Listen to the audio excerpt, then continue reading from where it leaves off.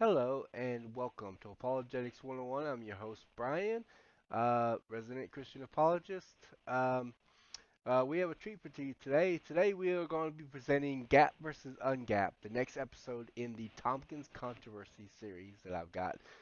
We got three more episodes left, including this one, and this is going to be the first of two big bid videos I'm going to be having in the series before the end.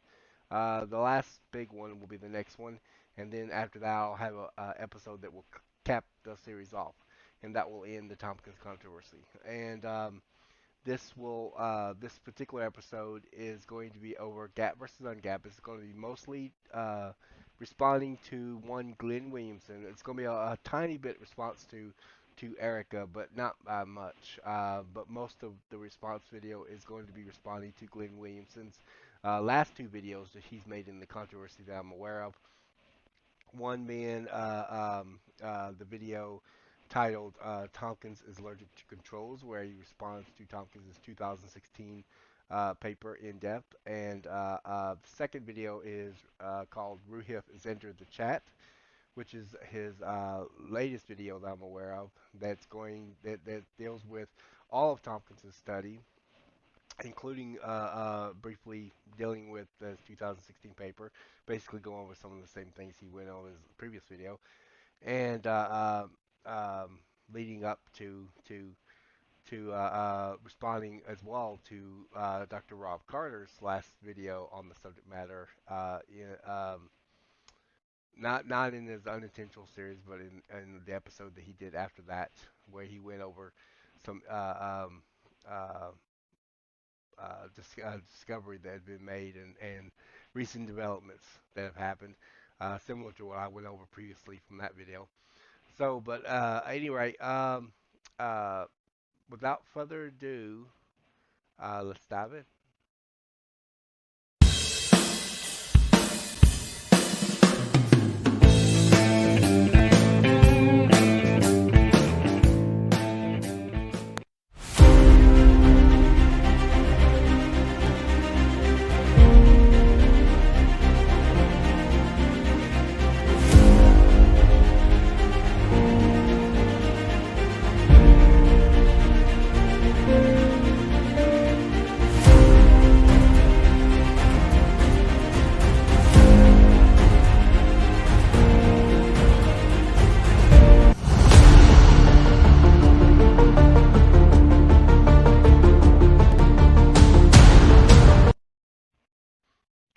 All right. Welcome again to the Tompkins Controversy series. And today, like I said, we're going to be doing Gap versus Ungap. I'm going to be splitting this video up into five sections. The introduction, chapters 1, 2, and 3, which I'll go over in a second, and the conclusion. Chapter 1 will be divide and conquer with a question mark, which is going to be dealing with the main thesis of Glenn Williamson on whether or not if Tompkins had divided by the query length. And the second chapter, chapter 2, is called Going Viral, in which he's going to be dealing with his accusation that he didn't cut the trace reads good enough. And on top of that, he also claims that he divided by the query length. We'll be dealing with that as well as dealing with his accusations and claims on his 2016 paper there. And also, chapter 3 will be called uh, uh,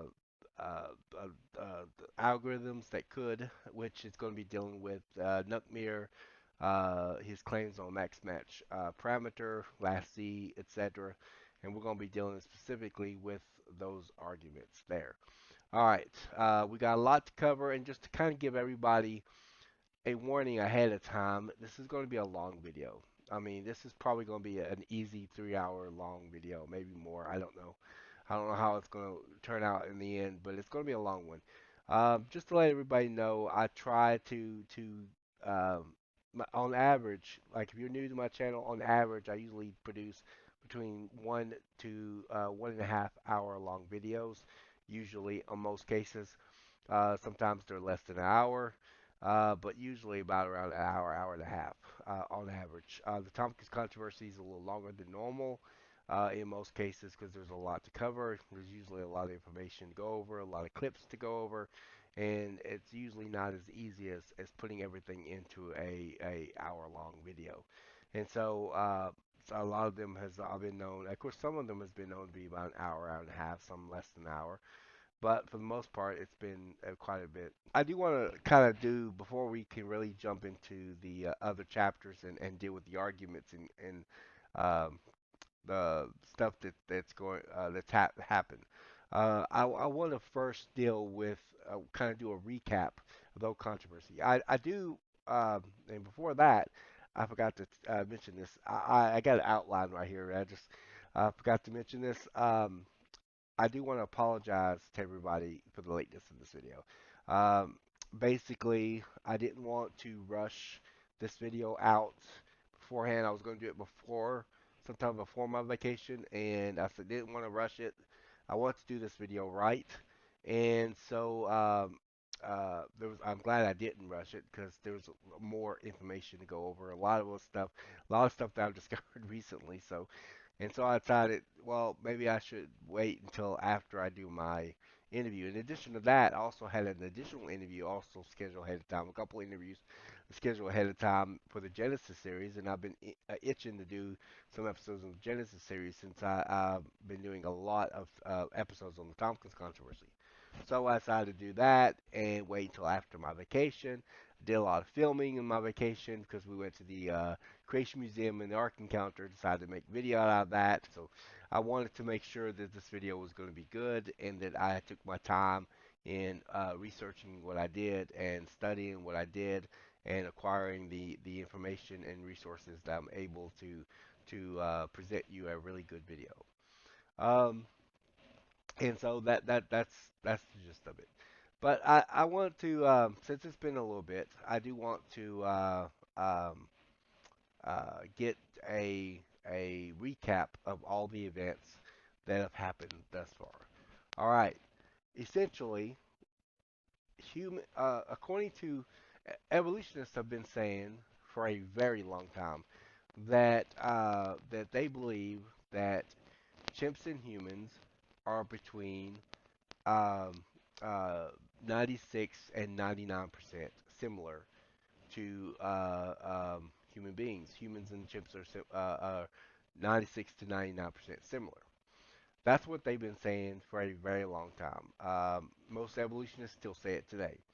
Now, evolutionists tend to base their view and their belief on whether we're related to other life forms by similarities. Since we have similarities with other life forms, they think that they were related to other life forms. But that's just not the case. Similarities does not necessarily mean relatedness. You could have similarities to something and not be related. But that's what they argue. And in the process of arguing that, it makes sense in their view that if something has more similarity, then that means they are really related, contrary to, or contrast to other forms of life, which has less similarity than those two organisms. So they consider that be more related. And uh, so evolutionists think that that chimps are human beings' closest living relatives. That's what they call it, closest living relatives. Now, in the YC paradigm, we obviously don't think chimps are related to humans at all. We don't consider similarity to have anything to do with relatedness. And of course, we believe in a common designer that designed all things and similarities. We believe in intelligent design. We believe in the fact that humans were created in the image of God specifically and separate and distinct from all animals. We believe that all organisms on Earth were created according to their own kind, including plants. And we believe in a historical interpretation of Genesis 1 through 11. And so we believe strongly in that and we're very passionate about that. And that's what we present. That's what we argue for. That's what we believe. And uh, in the YC paradigm, it really would not really matter to us. Um, this is going to be kind of important in a minute because evolutionists seem to think that it does. It doesn't. It in the YC paradigm, it doesn't really matter to us where the numbers fall. I mean, it really doesn't. And we've told them this over and over again. Carter said it. Tomkins said it. I've said it. Donnie said it. Everybody said it. Donnie Badinsky from Standing with Truth. Everybody said it. Everyone's told them that that it does not matter to us. No matter where the numbers fail. Um, the numbers could fall anywhere. It just depends. Uh, God could have created two kinds with all sorts of different kinds of genetic similarities. They could vary from that point. And of course, there's similarities because the same, between kinds and that sort of thing because there's a common designer. So we don't know how much similar. I mean, it's like Carter said in one of his videos in his series that God, he don't believe that God did this, but he could have, created uh, two uh, different kinds with one letter difference that would prevent hybridization. You know, God could have done that. In the YC paradigm, it really doesn't matter. Now, interesting enough, there's evolutionists that have tried to argue, well, they need that chimps and humans to not be as similar as 96 to 99%. No, we don't. We don't argue that similarity means relatedness. It is the evolutionists that argue that. We don't require that. It's just the fact that because the data does support the idea that we're less than 96%, this is kind of like a wedge in the evolutionary paradigm, not in ours. It wouldn't matter whether numbers fell in our paradigm. It really wouldn't. And we've told y'all this millions of times, but y'all still continue to think that somehow our paradigm's going to fall apart or be harmed or injured or whatever. It doesn't matter to me where the numbers fall. It only matters to me what the truth is and where the data supports. And that's what this series is about. It's about relaying this information and be able to present you this and be able to know what's really going on and get through all the technical mumbo jumbo and all the technical details and just cut through all the chase and get to the bottom line of where it really comes down to. And the series has been going on for a little bit, and it's almost at its completion, thankfully. I plan on moving away from this subject matter as soon as the last episode's over with. I don't mean people might not get into the basement. People might get into the basement 2 months later. That's possible.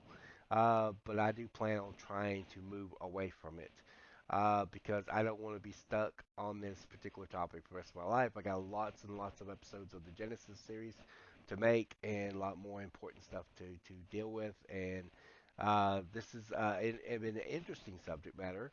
It's been an interesting series. I've loved and hated the series all at the same time. I actually like the series, but of course people have attacked me during the course of the series. There have been critics. I don't mean just attack my arguments. I mean attack me. Erica's attacked me. Glenn's come after me. I mean they've all done it. Um, um, and of course I reported on it. They did.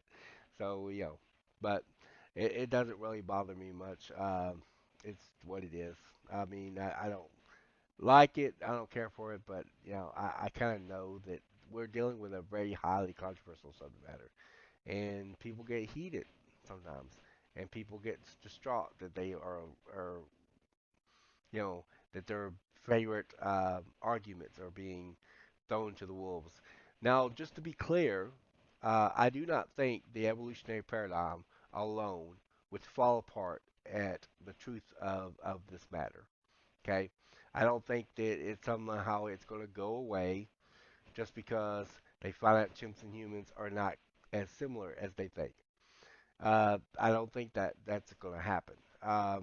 So that way, certain evolutionists may be able to hold to an younger number if possible, without abandoning their evolutionary beliefs. Now, I think other things would disprove evolution. It makes the paradigm fall apart, and other issues involved that really hurt their viewpoints. But I don't think this alone would do it. But it does kind of put a twinge in a particular argument that they make about chimps and humans relatedness. So I found that interesting. But anyway, okay, just to give you a recap, Dr. Jeffrey Tompkins is a geneticist working for Institute for Creation Research, and he produces a study. Um, his earliest study dates to 2011, and since then he produced four more studies out there. His last one in 2018. So from 2011 to 2018, he produced these studies in genetic similarities between chimps and humans and discovered there are much more differences that are being ignored and the similarities are being cherry picked as a result uh, due to sometimes due to the fault of the limitations of the algorithms involved. The main algorithm that's used is a program called BLAST, which stands for Basic Local Alignment Search Tool. And Tomkins is using this program throughout most of his study, except he did use two other algorithms in addition to BLAST in his 2015 paper. This will be discussed a little bit more later. But he used that what's called NUCMER and LAST, which are two different algorithms as well, and we'll get into those later on in the video. But anyhow, he produced these studies, found that chimps and humans were much younger or much less similar than a lot of evolutionists said. And now, before him, another evolutionist or another geneticist who's also an evolutionist came up with a study as well. His name was Richard Buggs, Dr. Richard Buggs. And his study showed that humans and chimps were far less similar than, or at least far how should I put this? Far less similar in terms of percent similarity. He does. Erica said that yeah, his scale would make it would still make chimps, humans more similar than say rats and mice. That's true. That's his view would make that, but it still wouldn't take away the fact that that's just a red herring. It still wouldn't take a fact that he's arguing for 25% or 85% similar between chimps and humans, like 84.38%. I think he said in his blog. Um, Richard Buggs, from what I've had lots of interactions with Richard Buggs, but uh, this particular point was not stated by Richard Buggs to me, but rather by Richard Buggs to Dr. Rob Carter. He told Dr. Rob Carter that he doesn't think that it would actually be that when the chimp genome is finally fully sequenced, he doesn't think it would even be 90%. And I agree with Richard Buggs. I don't even think it would be that. I think it would be less than 90% is what I think it would come down to. All right, but Richard Buggs, of course, is by himself with evolutionists because other evolutionists don't want to accept the 85% number. In fact, Richard Buggs himself got attacked for it, coming up with that number. But Tompkins also has been critically attacked. Erica makes a video, and this video is about a 3 hour long video. She produced it live, or didn't really produce the video live. She made the video and then presented it live. And in that, she made a lot of attacks, a lot of arguments. She made um, the she did a lot of experiments, a series of experiments where she allegedly replicated Dr. Jeffrey Tompkins' methodology. And in doing so, she said she came up with percentages that were somewhere in the 80s. Some of them were low 80s, some of them were high 80s. So she automatically assumed that that that what she got was replicating Dr. Jeffrey Tompkins' method correctly. Now, of course, there were all sorts of issues with that. Her not doing the accessory sequences. Um, she she had Well, I'll get more into that later, but she basically didn't do the parameter max match or the parameter max HSPs one. She didn't have that set on there, and she calculated all the results. But we'll get into that in a second. But anyway, she basically uh, uh, did these experiments, and she claimed to replicate Tomkins' method, and then she did use what she called conventional method, and came up with a high 90 percentile range.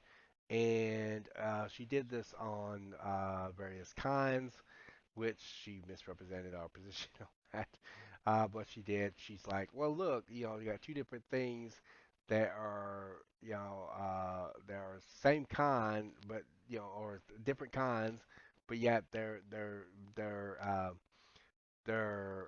more closely related to two things that are the same kind, things like that. Which, of course, our position doesn't require organisms to have a certain percent similarity with other organisms. Um, we can fall, like I said, we can fall in any number, in there. But she did that as well as people groups, as well as um, a self-to-self analysis, which she did a testing one thing to another, and she said she got less than 100%. Now, well, anyway, I end up doing shortly after she did this video, I end up doing a interview with Dr. Jeffrey Tompkins. And I did not do the interview. I had the interview already scheduled up, and I told her this. I spoke with her in the live chat when this video was first produced, when she first made her video. I told her that I was talking that I had an interview with Dr. Jeffrey Tompkins that coming Tuesday. I had already scheduled it, so it was not intended to be a response video to her. This series is part of this series is a response to her, and and and of course the major thing is to respond to the entire controversy as well. And so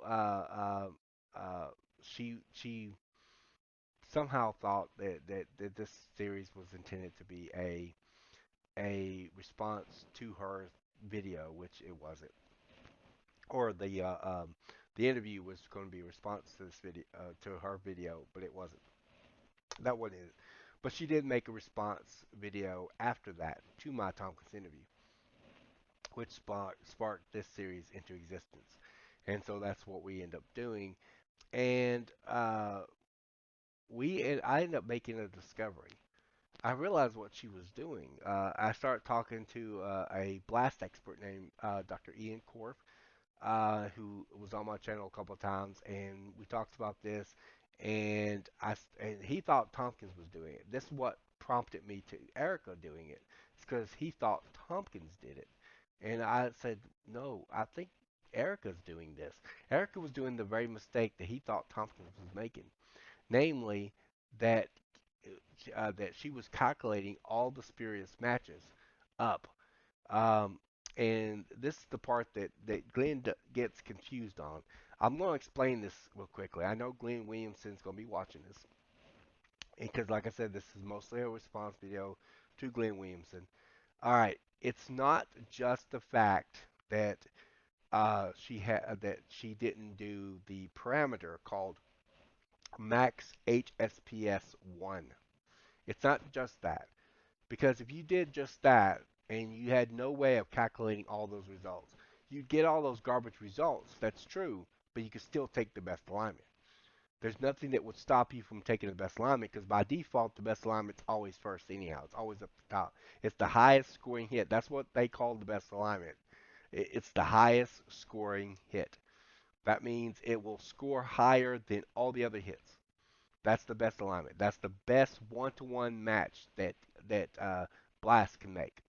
All right, and that's the best alignment. And you could take that even if you had all those other hits, unless of course, unless of course you calculate all those other hits. But that's a lot of hits to calculate manually. I mean, you're talking about anywhere from multitude, like hundreds of thousands, to potentially millions of hits. That's a lot. The human genome and the chimp genomes are big. So it's not as easy as just doing it manually. You'd have to have a program that would calculate all the results. Erica, and this the discovery that she was taking a global alignment of all the results was made by me. I made that discovery and published on it beforehand, before Carter, before anyone else. All right, Carter wanted to wait his time. Me and him discussed it back and forth as well, following that. And so he wanted to wait time, and then all of a sudden Erica admitted to not using Max HPS1 and taking a global alignment. When you take a global alignment of all those search results, you're going to wind up with a less than 100% on a self-to-self, which I had already published on that too and mentioned that ahead of time, even before Erica made her confession. And so Erica made her confession. It was really terrible. It was really bad. And well, Carter had discovered previously, this was a discovery made by Carter, that Erica had a program in her script. It was on GitHub account, or I guess it was her husband's GitHub account, which is where they put all that stuff on there. And I think it was under Mr. Gibbon, I think is how he puts it. Um, and and it was in there. The program basically took all of the the hits, all of the alignments, and it basically averaged them all out. Averaged all of the alignments. That's bad because you are averaging 100%, 80%, 20%, 30%, 50%. When you're averaging all that, and they're not all 100%, as Ian Corp mentioned, it's going to be less than 100% on a self-to-self. That's how I got the idea of it that this is what Erica was doing. Now, like I said, Dr. Ian Corf thought Tomkins was doing that, but that wasn't true. It was Erica that did that, and Erica admitted to it. It was honest. It was noble. It was impressive. I was impressed by it. I was genuinely impressed by it. I didn't expect her to admit to making such a folly. Unfortunately, it cost her the controversy because think about it. All those months, the evolutionists have been throwing those experiments up, and clearly Erica didn't know what she was doing. Erica even admitted to Carter, like, yeah, I don't know what I'm doing. I'm not a geneticist. This is outside of my area of expertise. I admit that, and she admitted it. Funny thing is, I don't agree with Erica on a lot of things. I have seriously disagreements with her on numerous things, but she's usually honest. I've not found her to be dishonest blatantly. So I was really impressed with her honesty there. But unfortunately, now people really don't trust Erica. If they didn't trust her before, they definitely don't now. Because she obviously didn't know what she was doing. And it cost her the controversy. So, enter Glenn Williamson. Uh, she bombed the controversy so badly. In fact, Glenn says he's the one who pointed out to her that Tompkins was using an earlier version that had that parameter defaulted. That's what he told me. And so she bombed it so badly that he figured he had to step in which case he did. Now, even before then, he had already made another video. Um, In fact, these are the two videos that we're going to be responding to today. The first video that's called Tompkins is allergic to controls. That's the one where he spawns, and expands his arguments more against Tompkins' 2016 paper and pretty much his 2013 paper.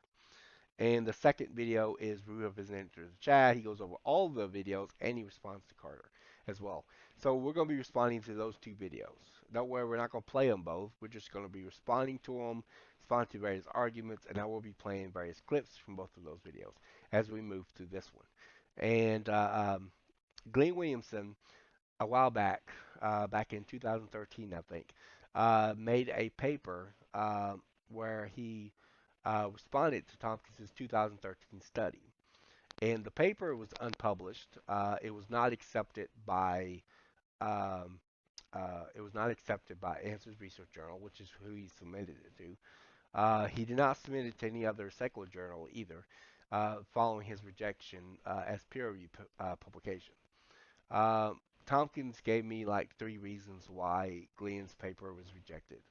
The first reason was because Answer Research Journal is a young Earth creationist peer review publications. They do not publish papers from hostile evolutionists, which he clearly was. The second thing was he said it was written in a very unprofessional style. I believe he used the word childish. It was not at at the level of peer review, the way peer review papers ought to be written. That's how he put it, or something similar. The third thing is that it had factual inaccuracies in it, like him dividing by the correlate. And me and him discussed this, and this is what he talked to me on the phone about. And he also sent me an email because I asked him to send me an email to visualize it. Or at least the last time I was on the phone with him.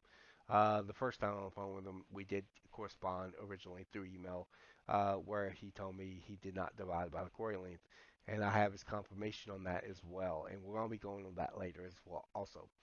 But that doesn't change the fact that Glenn argued that he divided by the query length. And so, anyway, he made this paper. Glenn Williamson made this paper. It was rejected by the Research Journal, but he defended it ever since. He also made um after following Tompkins' 2018 study, he made a video called Tompkins Can't Math. We won't be dealing with that video today. We might deal with that video possibly in next video, because if I'm going to deal with this, it's going to be the next video, because that's when we're going to be dealing heavily with his 2018 study. And so that's going to be an interesting video indeed.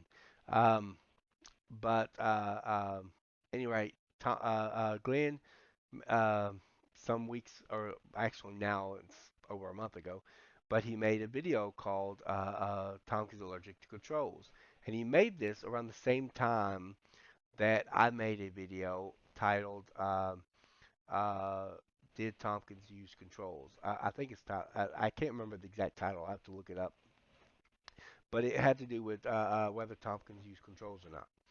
And he did use controls on some of his papers. I couldn't find it in every paper, but I know that he used controls for his 2015 paper and his 2018 paper, including self to self. And it actually was something else also that he used. I discovered this recently. I see. I didn't think that he used controls for his 2016 paper.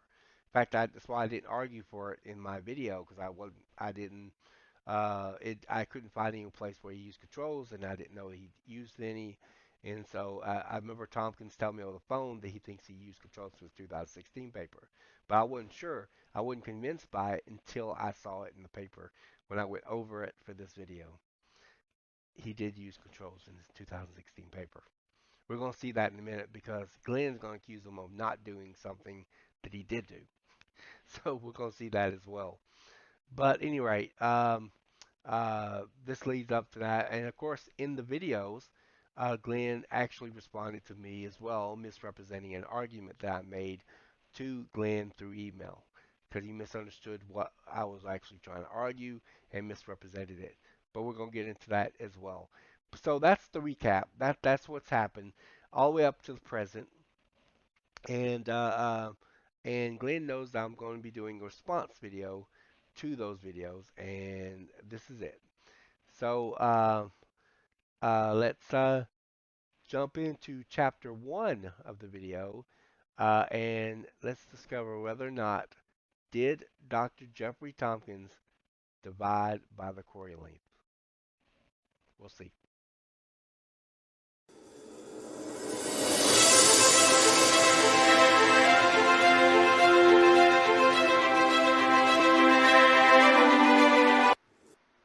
All right, we're in chapter one of this video, divide and conquer with question mark.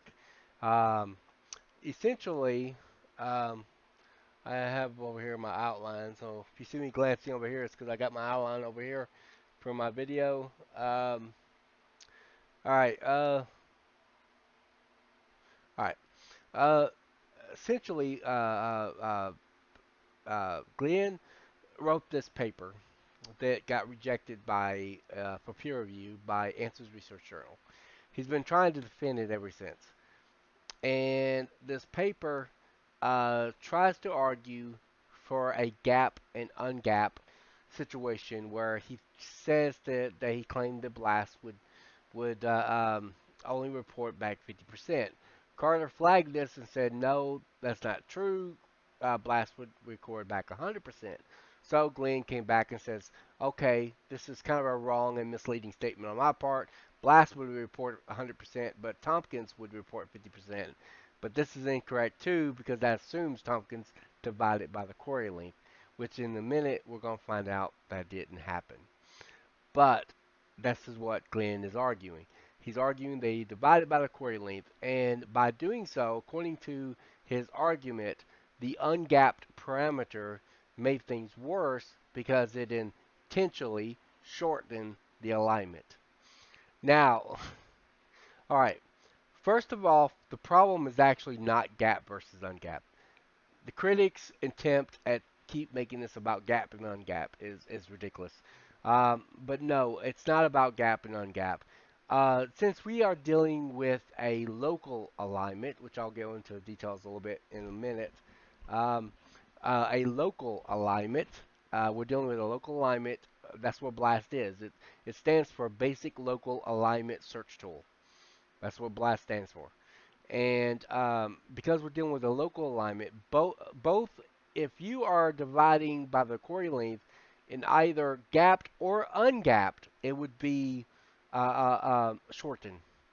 Okay, let me explain this. Okay, what exactly is the query? When they talk about query, Query, query, when they talk about the query, what are they referring to? What they're talking about is the sequence length of the base pairs.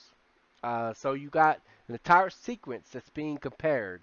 Let's say the sequence is 500 base pairs long. Well, that would mean that that is considered the query. Now, you wouldn't divide by the query because you would always want, because uh, when you're doing the alignment is always going to be less than the query. Um, Now, that is true regardless whether you use gapped or ungapped parameter. That would be true regardless. Um, and so it would be bad to divide by the query length, even if you had gapped parameter. It'd be wrong to do this. Um, Now, ungapped would be shorter than gapped, admittedly, but it would still be bad to divide by the query length either way. All right. Blast automatically takes into account the alignment length. It automatically does that. By default, it automatically takes in that. So when it does the percentage of each search result, it always takes into account how long the alignment is. So if you got 200, if you got 100 base pairs, right, long, uh, one base pair difference would be like 99% similar. One base pair difference. If you got a base pair over here that's different and a base pair over here that's different, and that difference would be a 99% similarity. Essentially, it takes the alignment length into consideration. Now, the query could be 500 uh, base pairs long, and the alignment could be 100 base pairs long. And you obviously would not want to take it as a percentage of the query length because the alignment is already shorter than the query. So it would actually be wrong regardless whether you're using gap or ungap parameters. So this is not about gap versus ungap.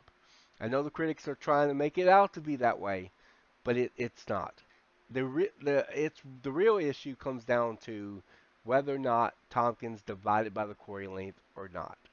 As we're going to see, he did not divide by the query length. Now, of course, a global alignment would take into account the entire sequence. We're going to get into global alignments later when we deal with last Z, but a global alignment takes into account the entire query. And of course, BLAST is not a global alignment, it's a local alignment. So it doesn't matter whether you're dividing by the query length with ungapped or gapped, it will still be bad. You shouldn't do that regardless. Now, what Glenn is accusing Tomkins of is that when all of everything's said and done, he's assuming he's dividing it by the average query length. Now, that's not correct, but that's what he's assuming. Glenn's unpublished paper that was not published peer review, but was rejected for peer review. But that paper was trying to attack Tompkins' 2013 paper. Now, try to understand something. Glenn has zero evidence that Tomkins has divided by the query length. He has no evidence of it.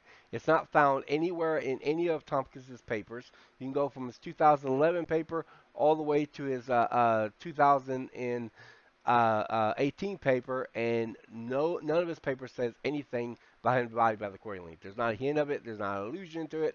There's nothing in it that says he divided by the query length. All right. In fact, his 2016 paper is very explicit about taking the average, actually, which is what he actually did. But he didn't divide by the query length. And in addition to that, Glenn has not got Tompkins' confirmation they divided by the query length. I've got his confirmation, which we'll see in a little bit, that he did not divide by the query length, but Glenn does not have Tompkins' confirmation that he divided by the query length. So what does he do? Both in his paper and in his video, he tries to use these set of numbers that Tompkins had given him. Now, you could find these numbers in his paper. So they're not like a big secret or something. But you can actually do a study of Tompkins' study and discover these for yourself. The query length is actually found directly in his 2013 paper. So we'll be looking at that in here in a little bit. But you could but these numbers were given to Glenn by Tomkins a while back, and so he orders them in a certain way to see if he can mathematically determine how the Tomkins come up with his 85% number, and he thinks that if he order it a certain way, he can assess that he can divide by that Tomkins had divided by the query length. As we will see, that's not the case. All right, but I had a particular argument on this, but before I go into that argument, Glenn is trying to respond to that argument on his video. We're going to play a clip from that first, and then we're going to deal with that. Now, there is one particular YouTuber in this debate that actually doubts that Tomkins scaled his results against the length of the query. So on screen now is an excerpt from my submitted paper, which in turn is showing an excerpt from an email that I got from Tomkins. So I asked him how he was calculating his overall identity, and that's the number on line 8. So let's try and work backwards here and figure it out. The first 5 lines are the simple stats you get from the BLAST results, the average percent identity of each result, the average alignment length, and the average query length. Then he's counted up the number of queries he submitted and also counted the number of hits he got. If you divide line 5, the number of hits you got, by line 4, the number of queries you submitted, you'll see that's exactly equal to line 6. So we can get rid of lines 4 and 5. So now we've just got these first 3 lines and a calculation on line 6. Now let's look at line 8. If you multiply line 6 by line 7, you will get exactly the value in line 8. So both line 6 and line 7 contribute to the overall identity, and we already know where line 6 comes from, so we only need to work out where line 7 comes from. And we've only got 3 numbers left. Gee, I wonder which combination of those numbers is going to give us 96.76%. So let's multiply all three of them and see what we get. Oh no, 96.75% instead of 96.76. It can't possibly be those three numbers then, says Brian from Apologetics 101. That's actually not my argument. I didn't say it can't possibly be those three numbers, but we'll get into all that in a little bit. So I'm sure the audience is collectively face palming at this point because they've already noticed that the line number 3, the average query length, has only one decimal place, while all the rest have at least 9 decimal places. And that's all that's happened here. Jeff has rounded the average query length to one decimal place. And I'm sorry to everyone that this had to be made explicit, but people who don't have a basic understanding of math really shouldn't be in this debate. Wow. All right. He. Okay. Lots of stuff to unpack here. He actually misrepresented my argument. My argument was actually an argument from logic, not math. But the situation gets worse as we move forward here. But before I continue, I wanted to deal with what he said there at the end. Um, he's trying to make it look like that I would be that he's embarrassing me. I'm sorry I have to do this. It's like you're not embarrassing me at all. Embarrassed yourself, but you didn't embarrass me. My argument was a argument from logic. It wasn't actually an argument from math. My argument wasn't dependent on if he rounded any of his numbers. He could have rounded some of his numbers, and I'm fine with that if he did. My argument was sound. My argument was not an argument from math. It wouldn't have mattered if he rounded it. The numbers would still need to be exact in every respect. In order for him to make an inference, in order for him to use that as evidence, because remember he's using it as evidence and trying to draw an inference based on the order in which these numbers appeared. That means in order for that to be true, the numbers would need to be exact. Okay. And what about this thing where he said in at the end about basic logic or basic math, needing to know basic math? Oh my God. Oh man. Okay. I know Glenn. I think Glenn doesn't live in the United States, but I do. And in the United States, basic math is drilled into us. Since we go to school, basic math is drilled into us. I don't need to know advanced math. I don't even have to be good at math to know basic math. Okay, I live in the United States of America. We learn basic math. I went to college and got an associate's in religion, which is Liberty's way of combining theology and biblical studies. And so I've got a specialty in both of those subject matters now. But the point that I'm making here is that even though my degrees was not focused on math or anything that relating to math, I still had to take math. I know basic math. I know about rounded numbers. I know how to round numbers. I know that people do round numbers. I'm not against that, nor am I ignoring the idea that he's rounding, possibility of rounding numbers. But uh, that does not mean one. It doesn't mean that's what he's doing, and second, it's has nothing to do with my argument. My argument was not an argument from math. It was an argument from logic.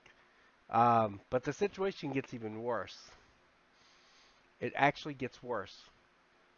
The 300 there, based on the query length, okay, the query is the sequence.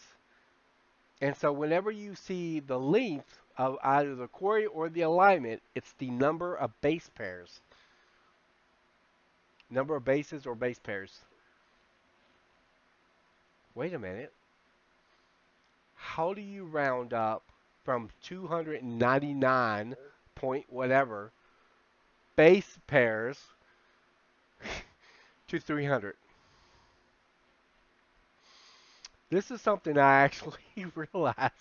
I didn't even think about it until today, and to be honest about it, because I didn't think about it either. But then again, I'm not the one making the counter argument. He's making the counter argument, right? And he didn't realize that. That's the reason why Tompkins only has one decimal place, because his base pairs. It is Corey's are made out of base pairs. It's not a unit of measurement there. So he's not rounding up to 300. It is 300. It's 300 base pairs long. It's like, oh my, what? Oh, and you know the bad part is he thought he was embarrassing me. He embarrassed himself in the process. Wow. But that made the situation even worse. But my argument wasn't dependent upon whether Tompkins rounded any of his numbers. If anything, if he rounded any numbers, that would only make my argument stronger. Because in order for him to make the inference, he would need to all the numbers to be exact. And I don't mean that his argument itself would require it. That would be a straw man because he probably fashioned his argument to where it didn't require it. I'm saying that for his argument, based on what it actually claims to be true, or even remotely true, for him to use that as an inference that Tompkins must have divided by the query length. Of course, it's actually logically fallacious, even if it did, but because of the it would be like confirming the consequence because there would be other reasons for the numbers to be exact. But the point is that in order for him to even make the inference, in order for him to use it as evidence, the numbers need to be exact, and they're not by his own admission. So, so yeah, but and of course, what about that last part he said? You have to know basic math. Well, if that's the case, then everybody will qualify.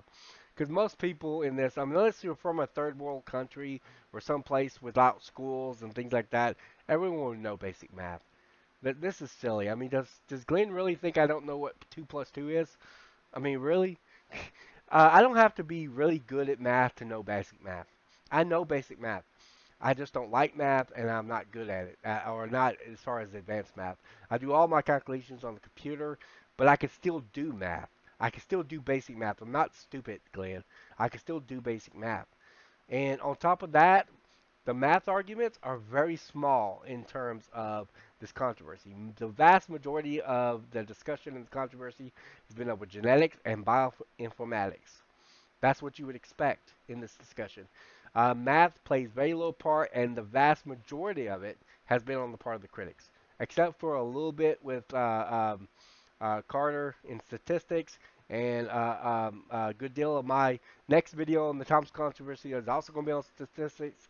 That's a kind of a cooler branch of mathematics that I like, that I've gotten into a little bit, and that's going to be in the next video, weighted versus unweighted, of the Tompkins controversy.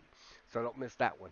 Yeah, if you're new to my channel, don't forget to subscribe, like the videos, hit the notification bell, be notified of all future videos. But that is the next video in the Tompkins controversy, is weighted versus unweighted. And it's going to be the last big video of the series. Not the last video of the series, just the last big one of the series. And following that, I'm going to have a video to cap it off. But the next video is weighted versus unweighted, and it's going to be the next big one. And the last big one of the series as far as big videos. But anyway, uh, but math plays very little part in this. A very little part. Most of this has been on genetics and bioinformatics. So, but anyway, um, all right. Let's deal with his specific argument. Um, all right. This is going to be on his 2013 paper, and then we're going to probably jump into my email exchange with Dr. Jeffrey Tompkins concerning whether or not if he divided by the query length. Okay, let's go into it. All right. Before we get into the specific arguments that I wanted to present and talk about, let's talk about this definition of confirmation bias. This is something that was flagged by Carter in his last video, and this is something that I found to be true among many critics in there, Glenn included, as well as Erica. They often are guilty of confirmation bias. This is what Encyclopedia Britannica Online defines confirmation bias as: people's tendency to process information by looking for or interpreting information that is consistent with their existing beliefs. This biased approach to decision making is largely unintentional, and it results in a person ignoring information that is inconsistent with their beliefs. These beliefs can include a person's expectations in a given situation and their predictions about a particular outcome. People are especially likely to process information to support their own beliefs when an issue is highly important or self relevant. That's Britannica. That's the online version of Britannica, access at 01/27/2024. All right, that is the confirmation bias definition. Confirmation bias not uh, um, is technically not a fallacy in logic. But it is an error in judgment. It's an error in decision making.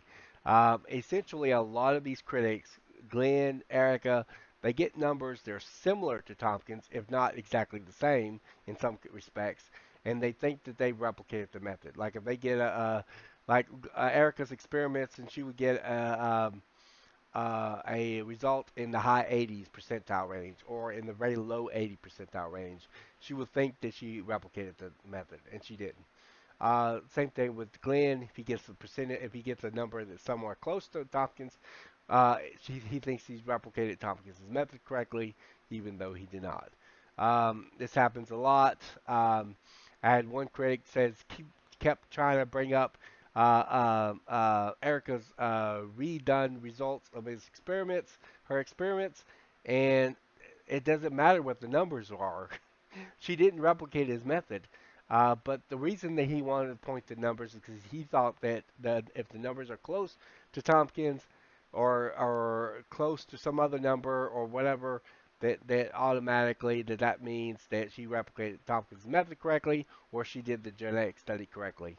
The point is that confirmation bias is a big one. So I wanted to point out this definition real quick. Like I said, it's technically per se, it's not a fallacy in logic, but it is a fallacy in judgment. It's a fallacy in an error in decision making. You're deciding that you must have replicated Tompkins' method if you get similar numbers, and that's just not the case. All right, let's go on to the arguments. All right, this is Glenn Williams's arguments. Average percent identity alignment 98.68960800481. Average alignment length. This is from the numbers that Tompkins had emailed him, according to Glenn. 294.111953678. Average query length 300.0. Number of query sequence 437716. Number of query hits 31502. Average percent hit frequency 72.124848. 0750075391346. Average percent query identity 96.763063479966666666666. That's a lot of sixes. 7. All right. Overall percent DNA identity 69.790221252743268696947770. All right. So from here, like I said, he is trying to order these in a way where he says that Tompkins must have divided by the query length based on how he's ordering these numbers, and therefore he must have divided by the query length. Because you order them a certain way, you get similar number, you get similar percentage, similar number or similar numbers. All right. Okay. So here's what he's doing. This is based on what he has sent me through the emails. 98.6896080481 multiplied by 294.111953678 divided by 300.0 and equals 96.752644,769. This is what he showed in the video as well. Glenn's claim of Dr. Tomkins rounding the query length from 300.0 from 299.967698282 and this right here is speculation. All right, and here's the total right here, equaling out 69.79%.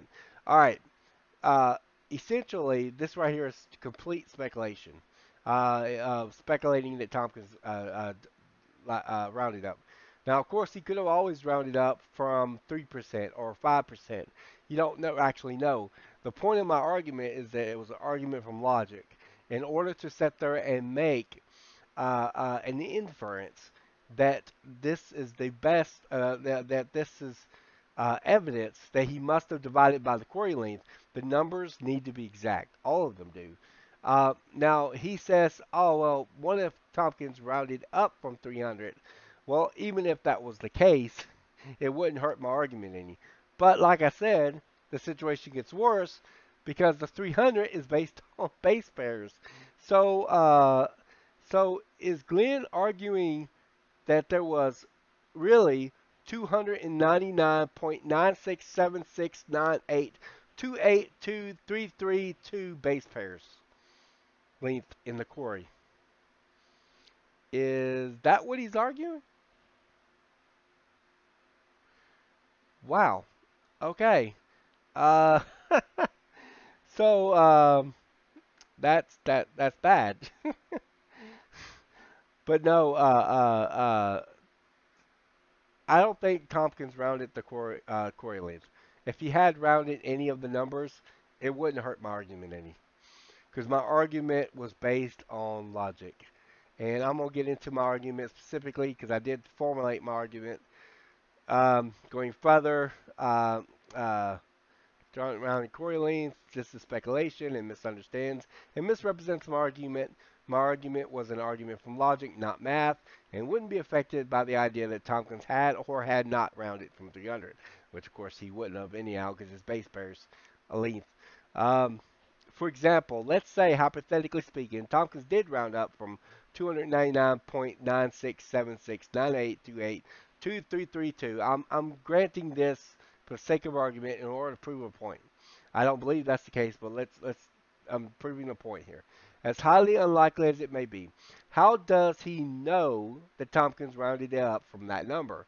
If he rounded at all, why not round up from a 3% difference instead of a 1% difference? If the numbers are not exact, then he loses the inference and thus cannot use this as evidence for his position. Glenn needs the numbers to be exact. Now, understand something. When I say he needs it to be exact, I don't mean that his argument itself formulates it as such. That would be a straw man. What I'm saying is, based on what his argument does claim, it requires, in order for his argument to be true, it will require these numbers, or at least for him to use it as evidence, it would require these numbers to be exact. All of them. It wouldn't matter which one it is, whether you consider it the total 1% at the end or all of them. They would need to be exact. And the query length would have to be exact too in order for him to calculate that. But his number winds up being different. All right, it winds up being the actual numbers, and I give the actual numbers. It does not equal out that. It's almost an entire percent difference as a result. All right, so my argument was an argument from logic. Premise one, Glenn uses the numbers to make an inference to be used as evidence that Tomkins must have divided the query length in Tomkins' 2013 paper. Premise two, for Glenn to use these numbers as inference and evidence that Tomkins must have divided by the query length, he needs the numbers to be exact. Premise three, the numbers are not exact. C, conclusion, therefore, Glenn cannot use these numbers to prove or even to make an inference that Tomkins must have divided by the query length. That was my argument. He misunderstood my argument entirely. He thought I was trying to make an argument from math, and therefore, wait a minute, we can round numbers in math.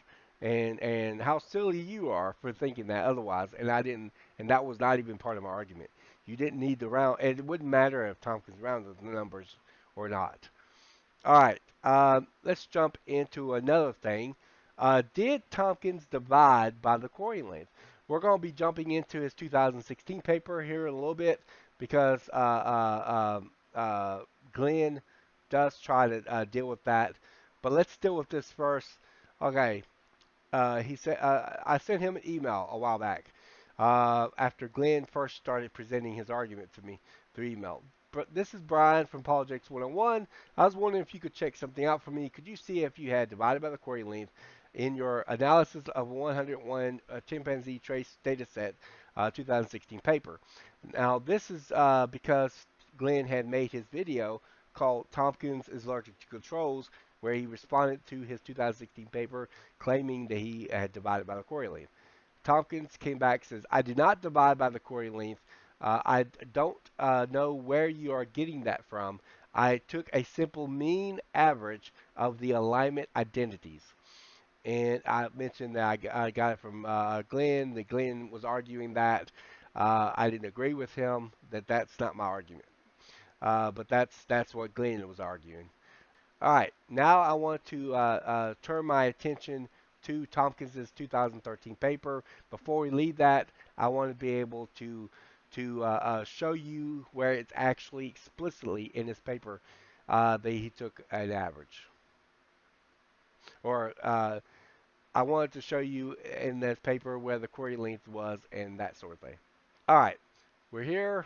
Um, this is his This is Tompkins's 2013 paper, Comprehensive Analysis of Chimpanzee and Human Chromosome Reveals Average DNA Similarity 70%. This had a bug in the algorithm.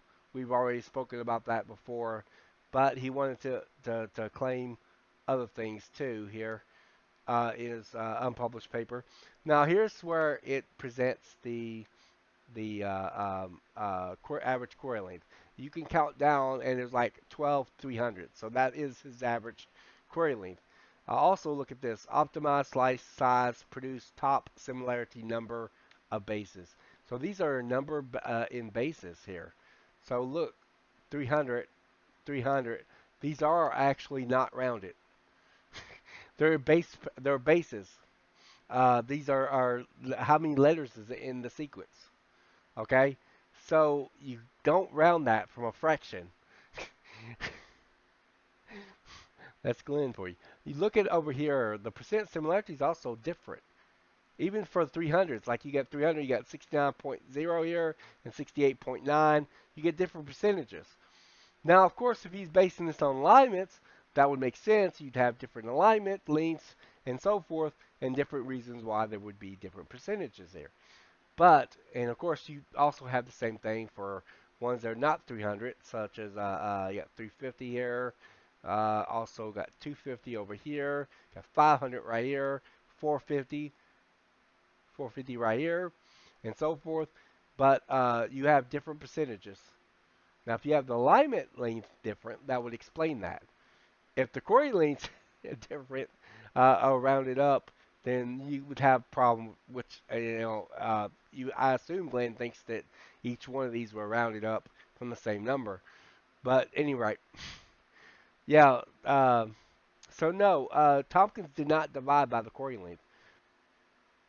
Okay, you can see here from the summary, it says only 69% of the chimpanzee X chromosome was similar to human, only 43% of the Y chromosome. A chimp autosomal similarity to human on average was 70.7%. So he was taking an average here with the average of 66.1% to 77.9% depending on the chromosome genome wide. Only 70% of the chimpanzee DNA was similar to human under the most optimal sequence slice conditions. So yeah, so Tompkins is taking an average. So Tompkins did not sit there and divide by the query length his 2013 paper. In a little bit, we're going to look in his 2016 paper, but we're going to let Glenn flesh out that argument as well.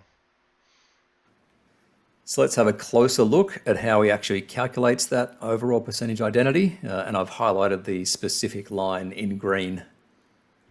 So nident stands for the number of identical nucleotides, and qlen is the length of your query. So the overall percentage identity is simply the number of nucleotides that match divided by the number of nucleotides that we were searching for. And here's a really simple example. The chimpanzee query sequence we've got is 10 DNA letters long, and we're looking in the human genome for the closest match. And we found the sequence at the bottom, and 8 out of the 10 nucleotides match. So the overall identity is 8 out of 10, which is 80% identical. Very, very simple stuff. Well, Glenn ended up in through an email sent me a similar thing, like what you saw there on the screen, where it's supposed to be from Tompkins' script, right? And I actually tracked down both of them in the script, but he sends me one, and I send it to Tom. Well, originally, he sent me one with there, and I asked Tompkins about it, and he gave me a reply back, and I've got the email exchange, and I'll show it to you in a minute, the excerpts. And he also had that one, a particular one from Tompkins' script on screen as well. And I took the liberty of asking about that too.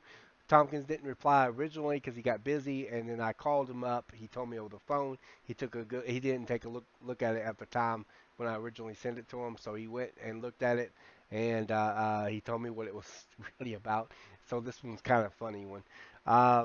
But he sent me an email to officialize it so I can put it on screen to use for my video.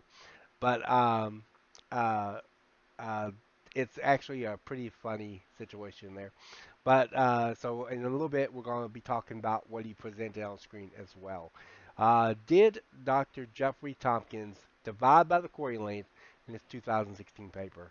Okay, again, if Glenn had any evidence from his 2016 paper, you just have to point to it. You just have to quote from the reference.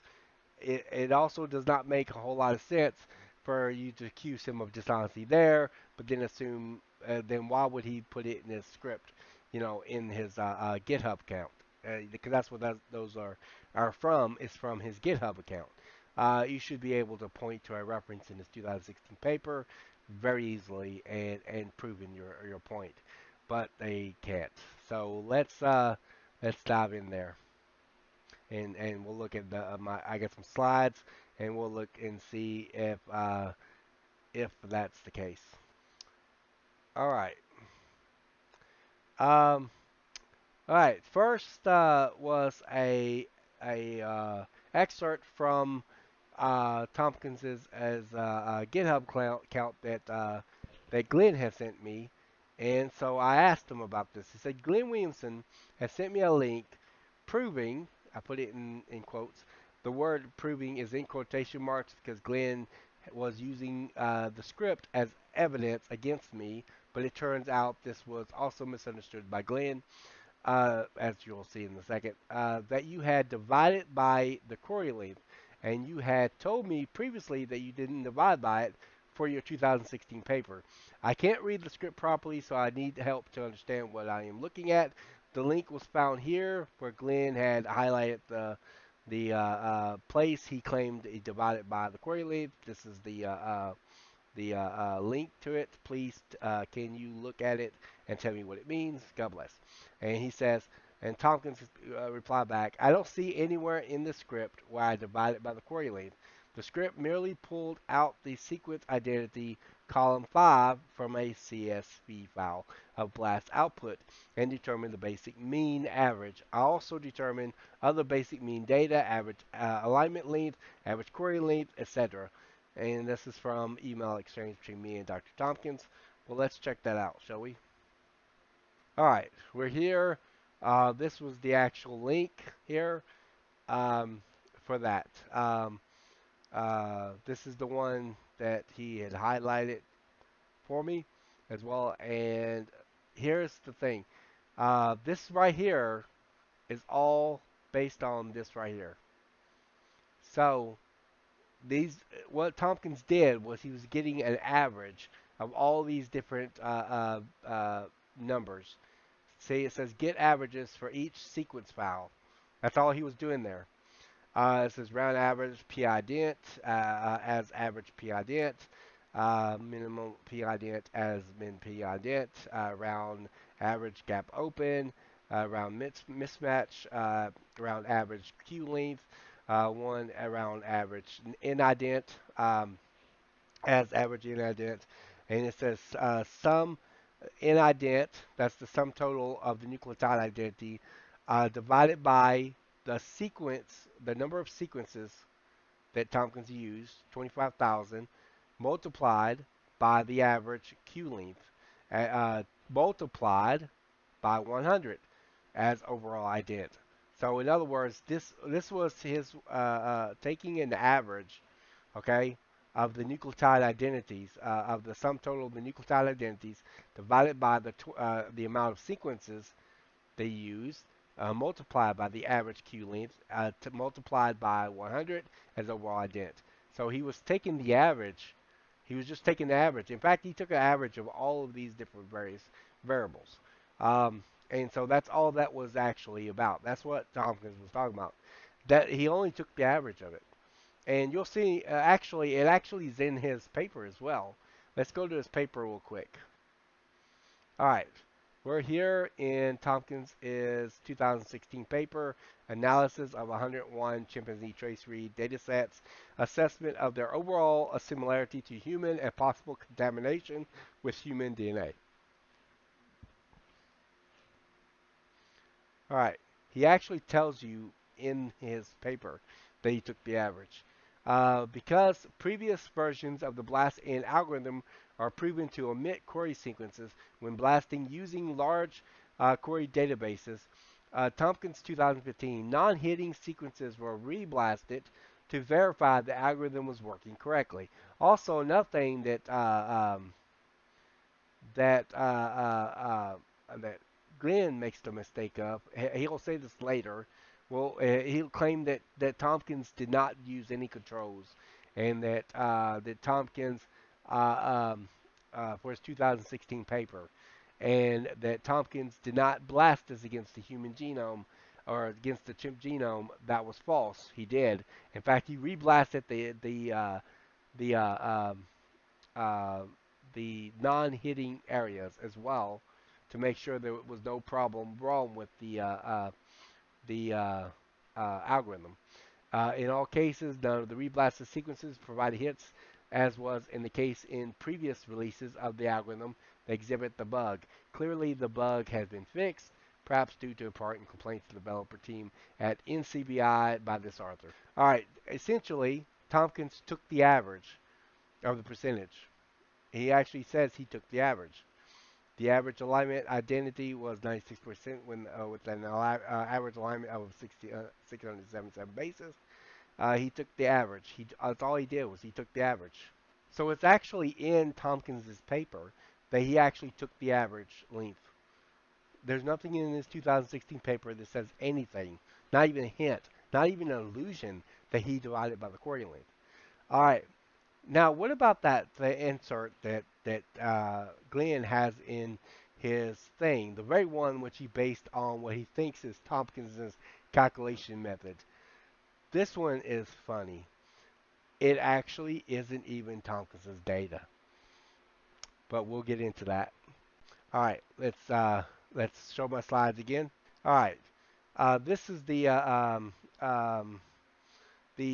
paper or the uh, screenshots in Glenn's video that we saw earlier. Um, and I decided to sit there and send Tompkins another. Well, actually, this is the one that Glenn sent me. Okay, this is the one that Glenn sent Tompkins, or put in his video about allegedly Tompkins had divided by the query length, and he had this marked up here like that. Okay, so I had a conversation with Dr. Jeffrey Tompkins. Originally, I had it over the phone, and then I asked him to send me an email so I could be able to show that. First, our phone conversation. This is what our phone conversation said. The script was taken from a series of data pulled from GenBank and organized by Dr. Tompkins in order for him to see what was going on. He said he wanted to see what was going on there. So he pulled a data from GenBank's data. This was GenBank's data, and he just pulled it from that to try to organize it and see what's happening. He wanted to know what was going on here with the data and what they did. This data never even made it into 2016 paper. That's what he told me. He said this data wasn't even in his paper. This script is not a complete script or program, but a series of individual query commands for many different types of data extractions containing various metadata. This is what Tomkins told me. This script contained other metadata as well. It contained other metadata that just kind of got ignored by Glenn. Tomkins did not divide by the query length. All right. So I asked him to send me a email. This is my original email, and this is the like I said, I called him shortly after sending this email a few days afterwards, and Tompkins sent me this email following that in order to give me the official statement from him in response to what Glenn did. I said, "This is Brian for Apologetics 101. In the upcoming video, Gap versus Ungap, I will be officially responding to Glenn Williamson in my series on his false allegation that you had divided by the query length in your 2013 and 2016 papers. This would also be me responding to these two videos that Glenn had produced. In one of his videos, he goes to your script to try to prove the allegation you had already dealt with. The script he sent me a while back, correctly pointing out the script was just you taking the average. However, in this video, he proves a different script and claims that this proves that you divided by the query length. I sent him the link to Tompkins' script that highlighted this block of text in his GitHub account. And he goes further and says, Tompkins sent me back the email following our phone conversation. Glenn has pulled out a single line from an SQL query that was not even reported in my paper. My paper used the percent identity spit out by blast in for the alignment itself, which did not include the whole query sequence length. In fact, the text document that Glenn cherry picked a single line of code from was not a complete script or program, but a huge set of individual SQL query commands for many different types of data extraction from a database that had not even had the blast in results for each sequence, but other metadata such as the year the sequence was produced, the lab's location, the quality values for the sequence, etc. Wow. All right. Uh, so essentially, this means that Dr. Tompkins, the thing that he's showing in the script was actually not Tompkins' data. It was Jim Bake's data. He pulled it out to see what was going on. It was a single line. It wasn't even a complete code or command or anything like that. So, in other words, it was nothing that had to do with anything he did with the blast, with his study, as far as calculations method or anything like that. It wasn't even his data. It was Jim Bake's data. He was just trying to organize it. This was like terrible. Okay, so basically, Glenn, uh, uh, he pulled out a script that where Tompkins did not divide by the query length. Now think about this for a second. If he divided by the query length, you should be able to find it in his papers. If those scripts, if a specific script refers to what Tompkins did in his papers, then the papers themselves should be able to prove that Tompkins divided by the query length. You wouldn't need to point to his scripts, but you're pointing to a script because, well, you don't have any evidence that Tompkins divided by the query length. That's the problem. In his 2016 paper, actually says he took the average. So no, he did not divide by the query length. That is false. So yeah, but this is crazy. But no, Tompkins did not divide by the query length. By the way, when we were talking on the phone, he agrees Glenn. He agrees that dividing by the Corey length would be absurd. That's not what he did. He's a geneticist. He knows what he's doing. I know that you don't think he does, but he does. And he did not divide by the Corey length. Okay, that would be silly because it's a local alignment. Uh, it's going to be less than the Corey no matter what. Whether you're using gap or ungap is irrelevant. It's going to be less than the Corey length unless you have unless you're doing a global alignment, which then would include the entire sequence. But no, Tomkins did not divide by the Corey length in either of his 2013 paper nor his 2016 paper.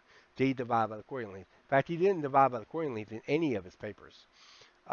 Glenn admits that he's speculating that he divided by the Corey length in his 2015 paper, and the only reason he thinks that because he thinks he's divided by the Corey length in his 2013 paper, which he did not, because his 2015 paper is redoing of his study in his 2013 paper. And so, but no, Glenn, he didn't divide by the Corey length. That is false. That is a false allegation. It is a misrepresentation of his study. Uh, Here in a second, we're going to be dealing with more of Tompkins' 2016 paper in chapter 2 because we're going to be going viral.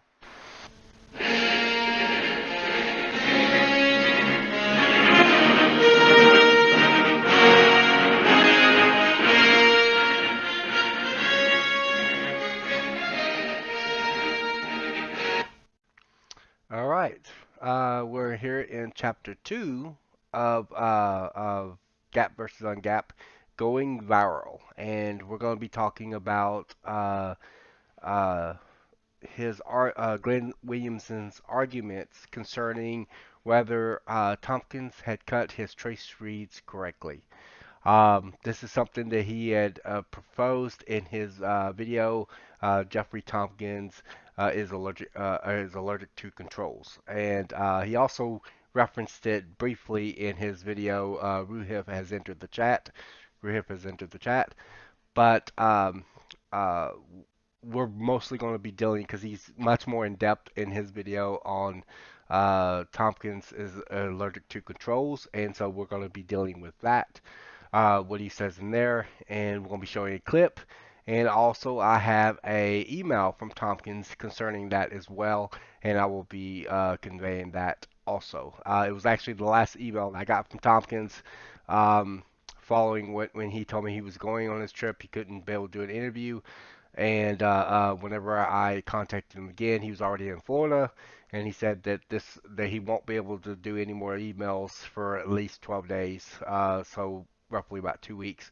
So that was the last contact I had with him. I did send him an email back telling him okay. Um, Noted. And I told him I pray for his safe trip.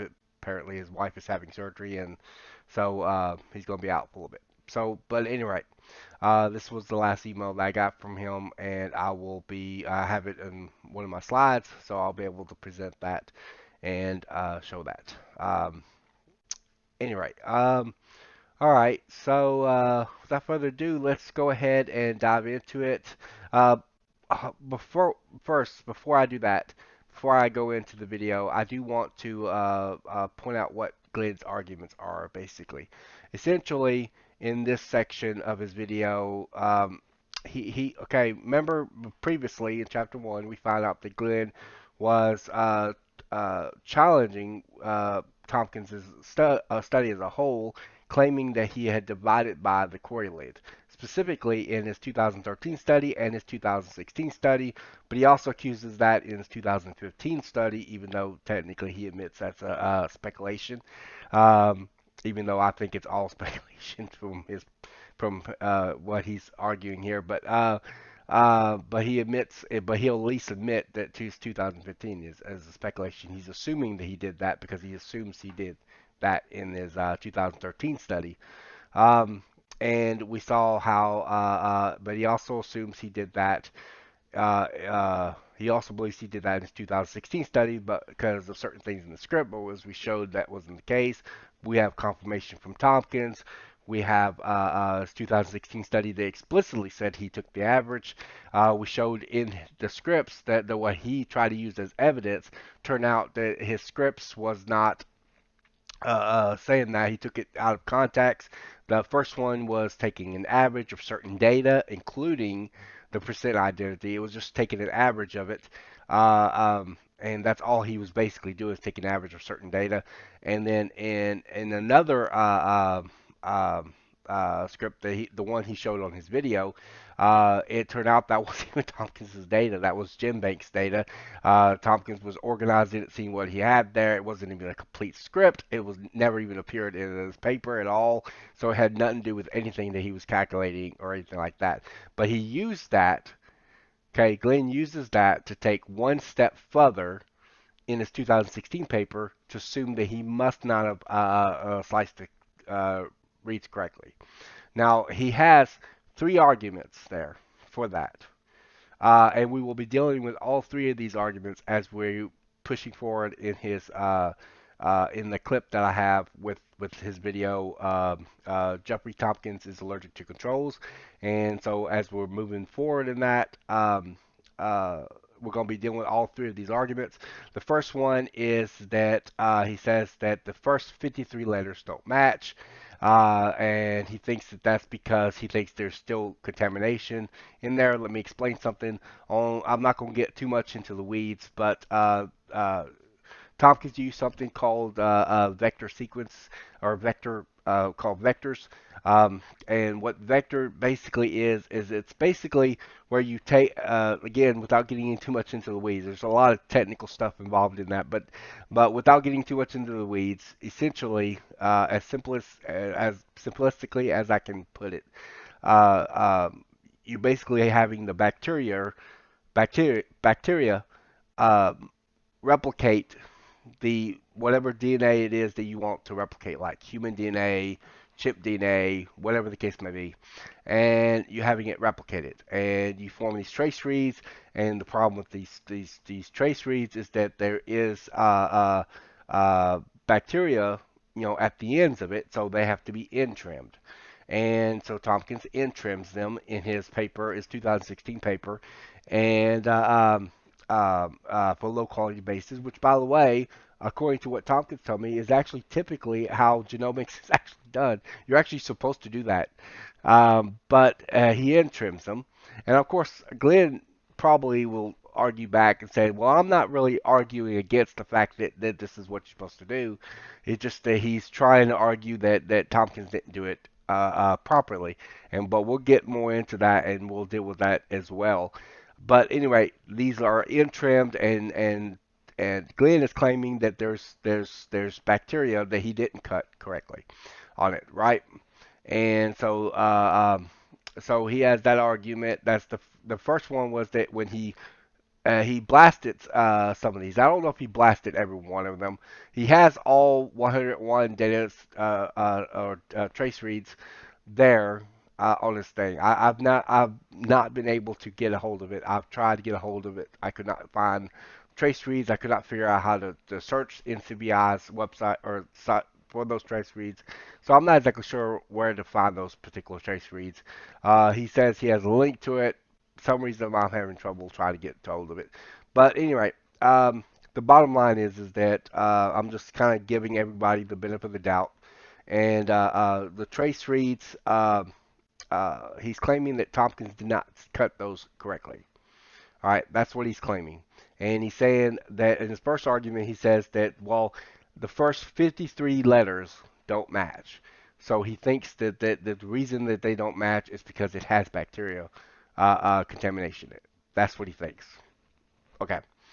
Um, uh, Secondly, the second argument that he makes is, like I said, he's taking the dividing by query length argument one step further. He thinks that since he thinks that Tompkins divided by the query length, he says this compounds the problem and makes the situation even worse when you divide by the query length, and that means that you're not getting 100% back when you like compare to chimp DNA, which is his third, as he compares it to chimp DNA and try to say he's not getting a 100% match. And his third argument that he makes, he claims that when he compares the trace reads to other bacteria DNA like E. coli and others, and he finds similarities in those, and so he thinks that this means that Tompkins did not trim it correctly, and he had contamination in his trace reads, which would mean he didn't cut it correctly. That's his three arguments. We will be dealing with all three of those arguments as we push forward. Again, like I said, I have another email confirmation from Tomkins. I also just happen to have responses to all three of those arguments. Very good responses, actually. But anyway, without further ado, let's dive in. But let's try a real world example. So this DNA sequence on screen is literally the first sequence in the first set of those 101 data sets. So certainly not chosen at random, but the point I'm going to illustrate here stands anyway. By the way, the fact that he doesn't choose them at random means he's introducing bias. Cherry picking is likely to abound in a situation like that, which I think that there is a little cherry picking involved. But so I think that it is problematic that he's choosing those um, specifically. You know, he's choosing which one to choose, and so I don't think his point would really be able to be as strong as a result. But I will say that I'm willing to move forward because none of my arguments are relying on whether he cherry picked or not. And we're going to use the BLAST program to try and search for this chimpanzee sequence inside the human genome. So it goes away and does that, and here is the output. So what are those numbers? Well, they correspond to the out format parameter that we specified at the top. So the first field is the query identifier, or the QSEC ID. Then QStart tells us where in the query sequence our alignment begins. Query end is obviously where that alignment ends. Nident is the number of matching nucleotides. Alignment length is the length of the whole matching sequence between human and chimpanzee. And QLen is the length of the query that we submitted. And using Tomkins' formula, the overall identity we get is 680 matching nucleotides over a query length of 737, which gives us 92.3%. Since this is actually not Tompkins' calculation method, this right here misrepresents it. Um, Again, um, he could also be using confirmation bias here because he gives it a 92%. I think in one of his studies it gave similar to 92%, and so, but that doesn't mean that he's doing it correctly. Also notice that this query length is actually different from Tompkins' query length, actually. Tompkins' query length, I believe, was like 704. He came up with 737 here, and so, but any given, oh, at least his average one. But in any given case, this is not what Tompkins did. We proved that in the last chapter, but notice he's taking that next step forward. He will also make a big deal about the fact that the first 53 letters didn't match, which we'll see in a minute. So if you wanted to visualize this result, the purple bar is the chimpanzee query sequence, and the blue bar is the best match that BLAST could find. The identity we get is 680 matching nucleotides over a query length of 737, which gives us 92.3%. So if you wanted to visualize this result, the purple bar is the chimpanzee query sequence, and the blue bar is the best match that BLAST could find in the human genome. And the thing to really take note of is that the first 53 letters of the query sequence didn't match. But for the remaining 684 letters, you'll see that 680 of them match the human sequence. All right, there are actually two problems with what he's saying here. Okay, the first problem is that okay, remember, he's trying to make you think that there's contamination and it wasn't cut properly. But notice that if this is the case, we should see it also at the end of the query, right? The query, by the way, is the length of the sequence. The sequence is the same as the query. All right, what they're calling the query is the sequence that's being compared. The alignment length has to do with the alignment. The alignment is always going to be shorter than the query in a local alignment. So that's basically what we would get there. And but in notice that the query, which would be the trace read that he's comparing, okay, the end is perfectly matched. It's only the beginning that it wasn't matched. Now he could probably try to come back at that and argue that maybe the end was correctly cut and maybe not the beginning or something like that. But you would then be able to have to sit there and look at all the other trace reads, not just one trace read, and see if you get the same results. If the beginning of it is not matched, but the ending is matched perfectly. So any given case, but it really wouldn't matter because the second argument is this: he's assuming that every letter of the chimp genome and the trace reads are alignable. When you comparing two different things, they're not exactly alignable because you can find unalignable regions of the genome. And so it's possible to sit there and compare the trace reads to the chimp genome and get unreliable results. It gets even worse because he's actually using a more up-to-date chimp sequence than what Tomkins used. And Tomkins used Pantro 6, which was what the trace reads was based off of. So situation would get even worse because he's using a different chip sequence. But in any given case, the point is that there are unalignable regions of the genome. Now he's going to go into that later with the non-hitters. Glenn is unusual for most critics. He argues against the idea of the unalignable regions of the genome. This is different. This is different from what my experience has been dealing with geneticists, both evolutionary geneticists as well as creation geneticists, is that it is universally recognized the fact that there are regions of the genome that cannot be aligned. In the regions of the genome, there are, okay, the algorithms that we use, the tools that we use to make these comparisons, look for similarities. What does that mean?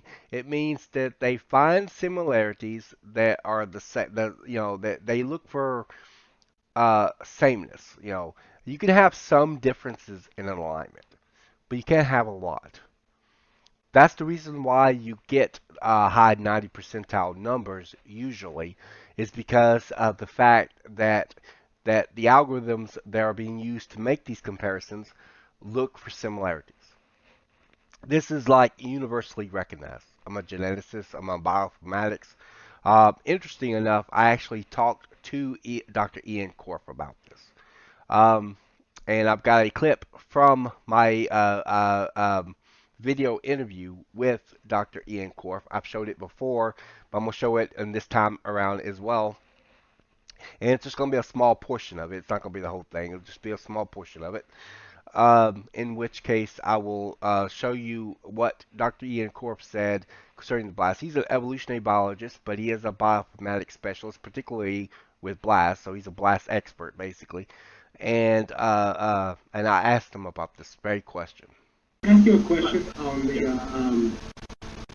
a lot of people say that there are problems associated with blast. A lot of people are like, for example, it's inability to be able to, like, if you have a large area of the genome that is dissimilar, then it seems to want to skip over that. Is that true? I mean, have you come across that problem? Things are just similar from each other. It's not. There's no local similarity to them. There's no alignment there. Of course, it would skip over. It's not designed to just skip over. So how do you factor that into blast? I mean, how do you figure out, like, okay, it's That's nothing to do with blast.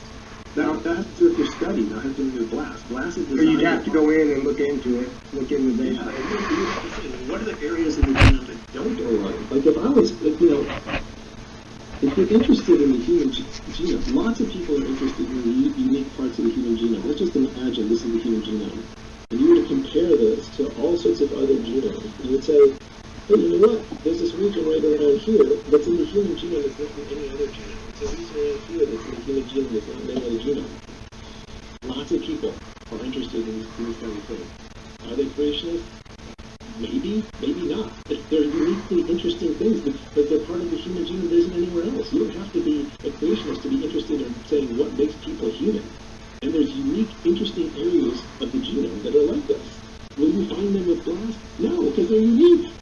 They're unique to the humans, not any other stuff. So if you go to align this, and align it to every other organism on the planet, you find all sorts of alignments out here. Oh, look, it's similar to this and this. All these things are similar out here, whatever. The parts you don't find are the unique parts. Like, why not design a study if you're interested in saying, how cool is the human genome? You should be looking at the parts that don't align, not the parts that do align. Like, why would you look at the human and chimp stuff? So people already looked at that. It's like it's almost identical. It's not very interesting. The things that make us interestingly maybe to the things that make us uniquely human are some of these things that aren't unique. I don't know, dude, like this, if you're going to use BLAST to do something interesting, you kind of want to do is use BLAST to find out all the stuff that's similar and ignore it. And then focus on the other stuff that's interesting and different. So essentially, there are it's kind of universally recognized that the only difference, Corp doesn't really consider that a issue with Blast necessarily. It's just something.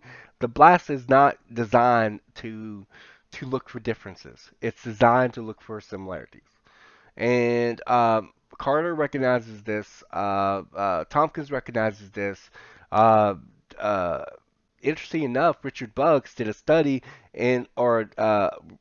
worked off of a study that was done and took the unalignable regions of the genome that was being ignored, such as SNPs, which is single nucleotide polymorphisms, and he took those and applied them back into it's on his blog, but he applied it back into that to recalculate the differences.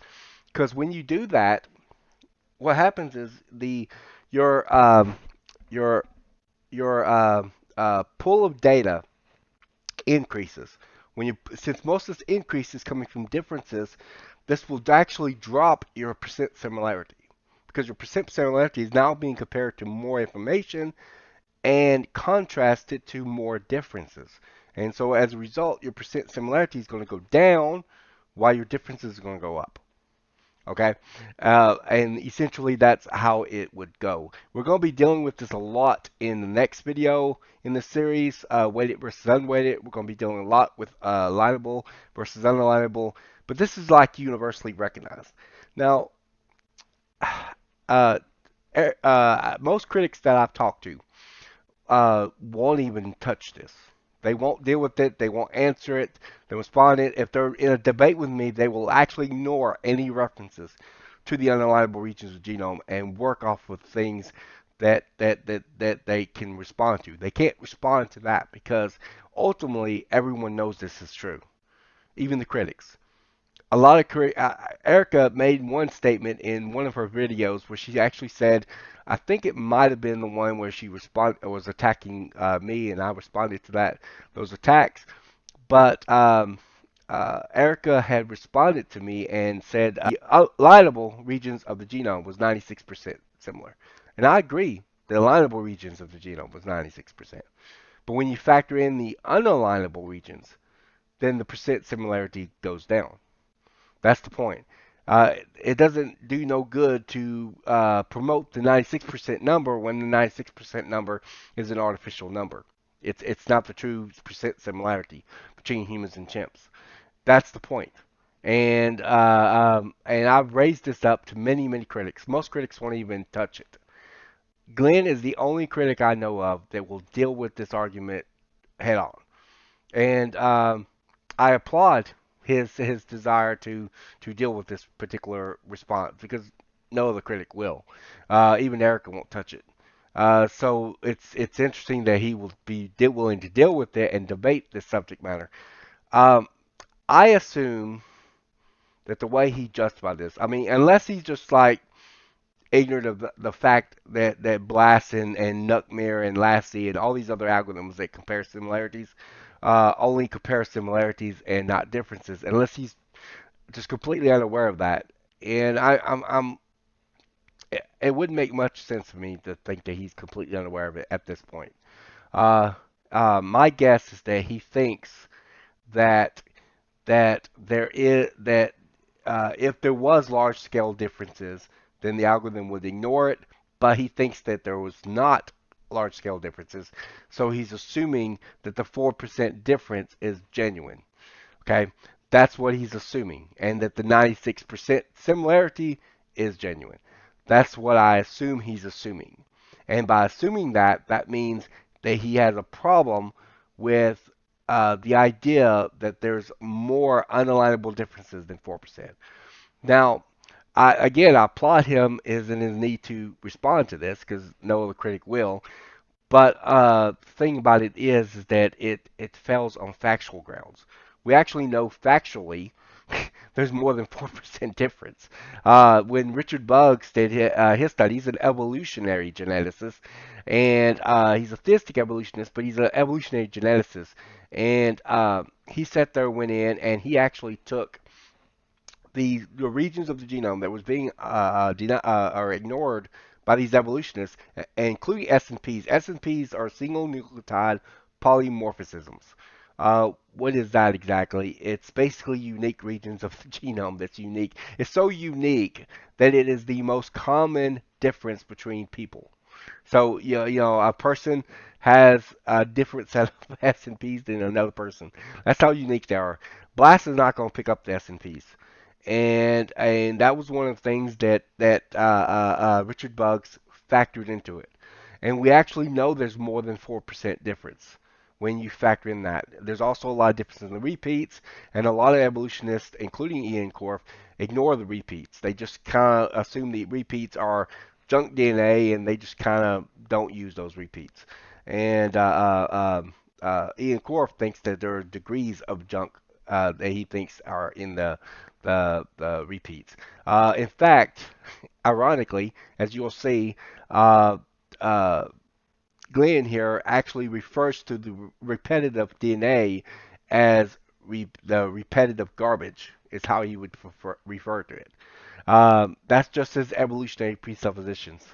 He's assuming it's junk DNA. I have an entire video on the Tomkins controversy dealing with junk DNA and one on the Genesis series as well. And most of the DNA is found to be functional.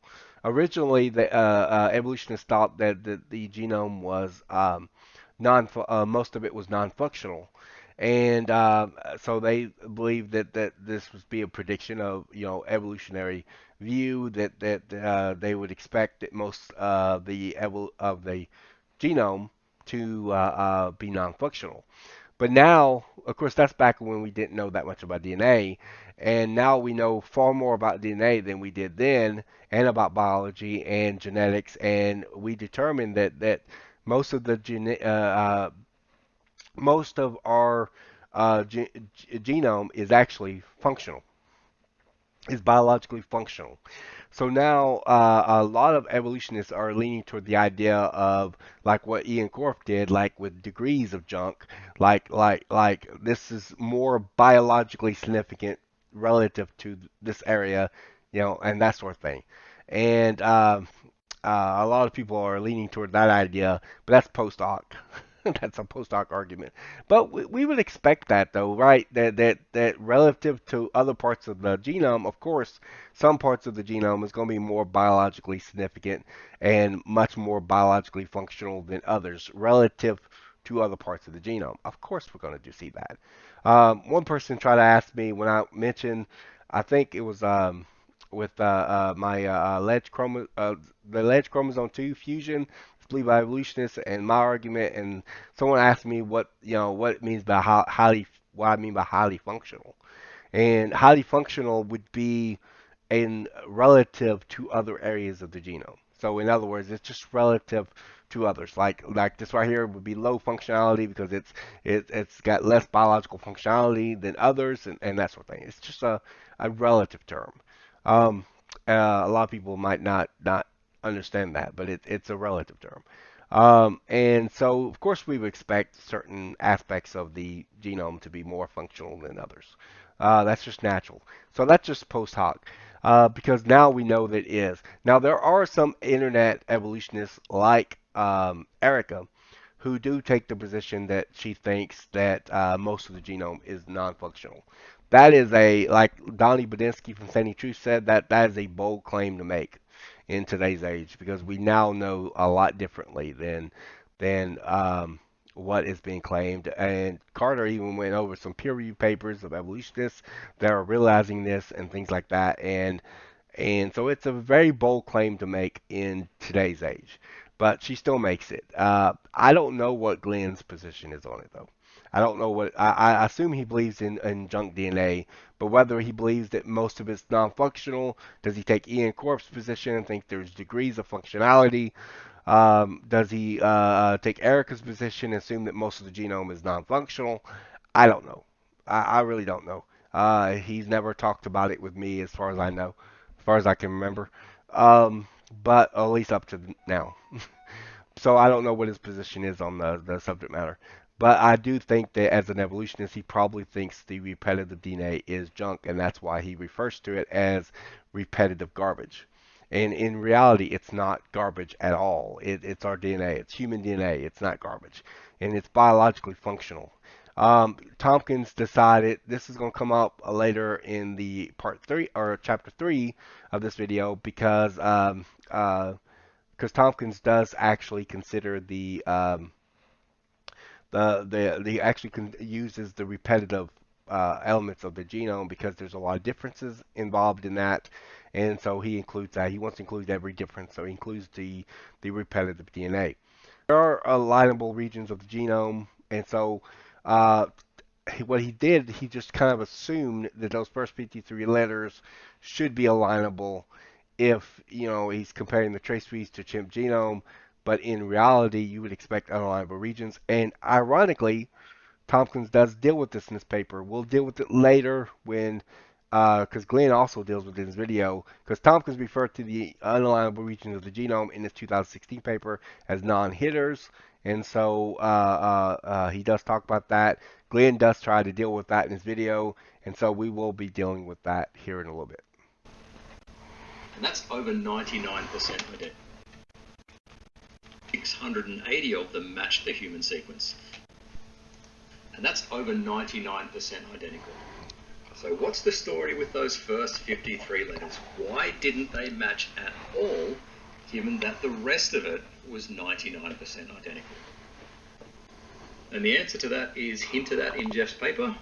So in the materials and methods section, Jeff says, low quality bases were end trimmed using a Fred value of 20, vector sequence was trimmed using the comprehensive NCBI file, and empty sequences and those less than 100 bases were discarded using the Lucy software package.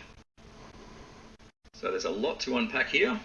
First of all, low quality bases were end trimmed. So the method used to sequence this DNA is called Sanger sequencing.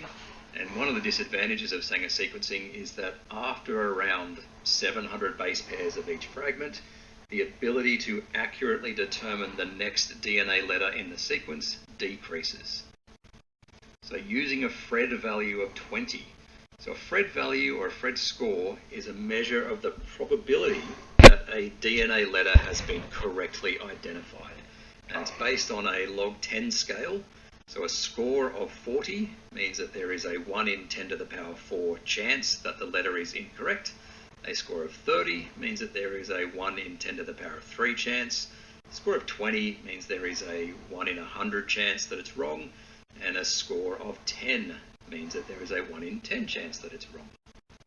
The vector sequence was trimmed.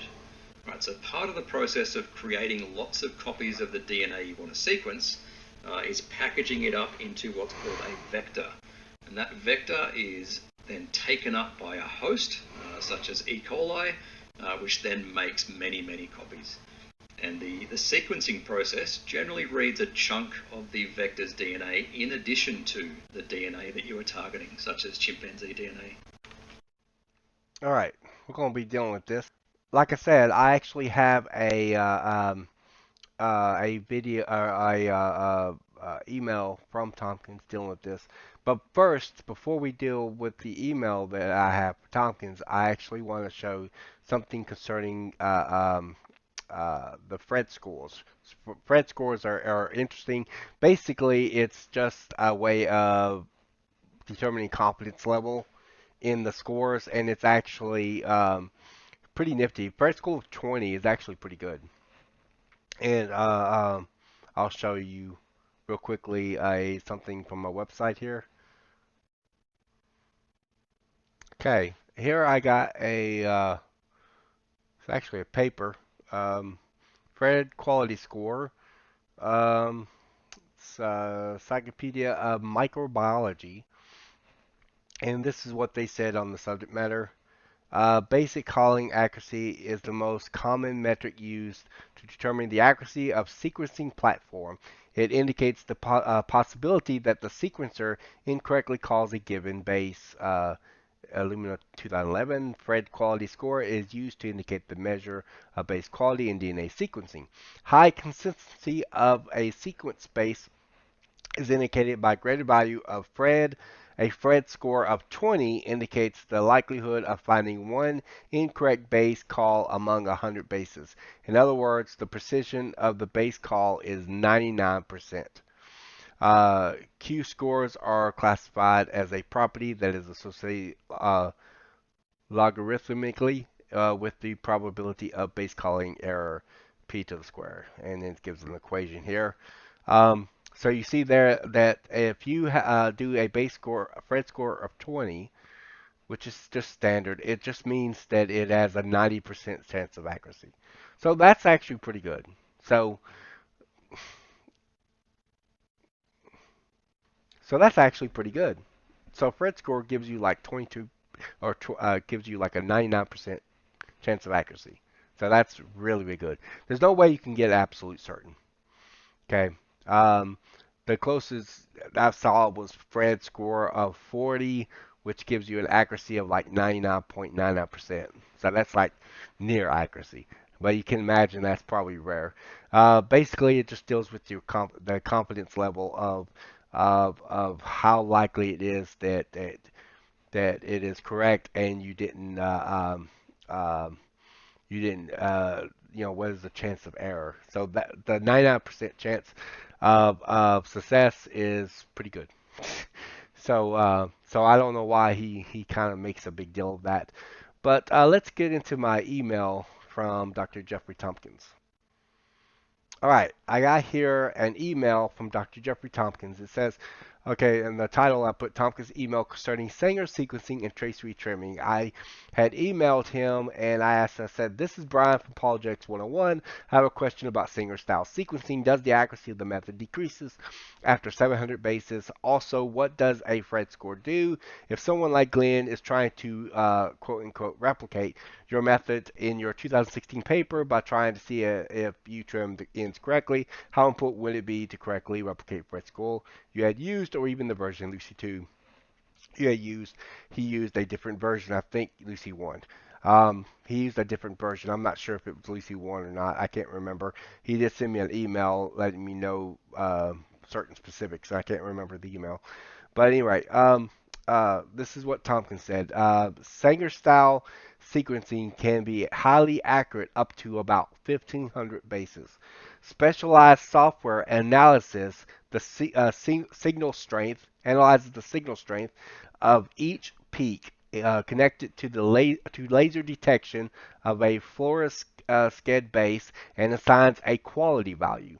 The base trimming software I used, along with the Fred value I use as a threshold, is industry standard for the field of genomics.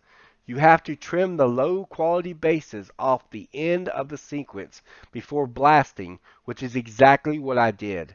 Once again, Glenn Williamson, who is ignorant of genomics and its practices, is grasping at straws.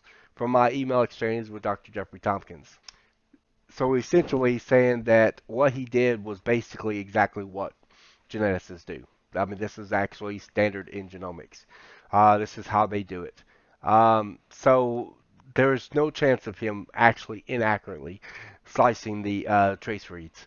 He actually did exactly what everyone else does when they slice the trace reads. So this is so again, uh, Glenn is grasping at straws. I agree with Tomkins that he is grasping at straws.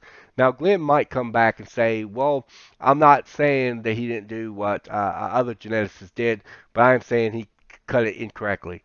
But doesn't seem likely. With a Fred score of 20, the value apparently is not what Tompkins come up with. It's what the system itself was come up with.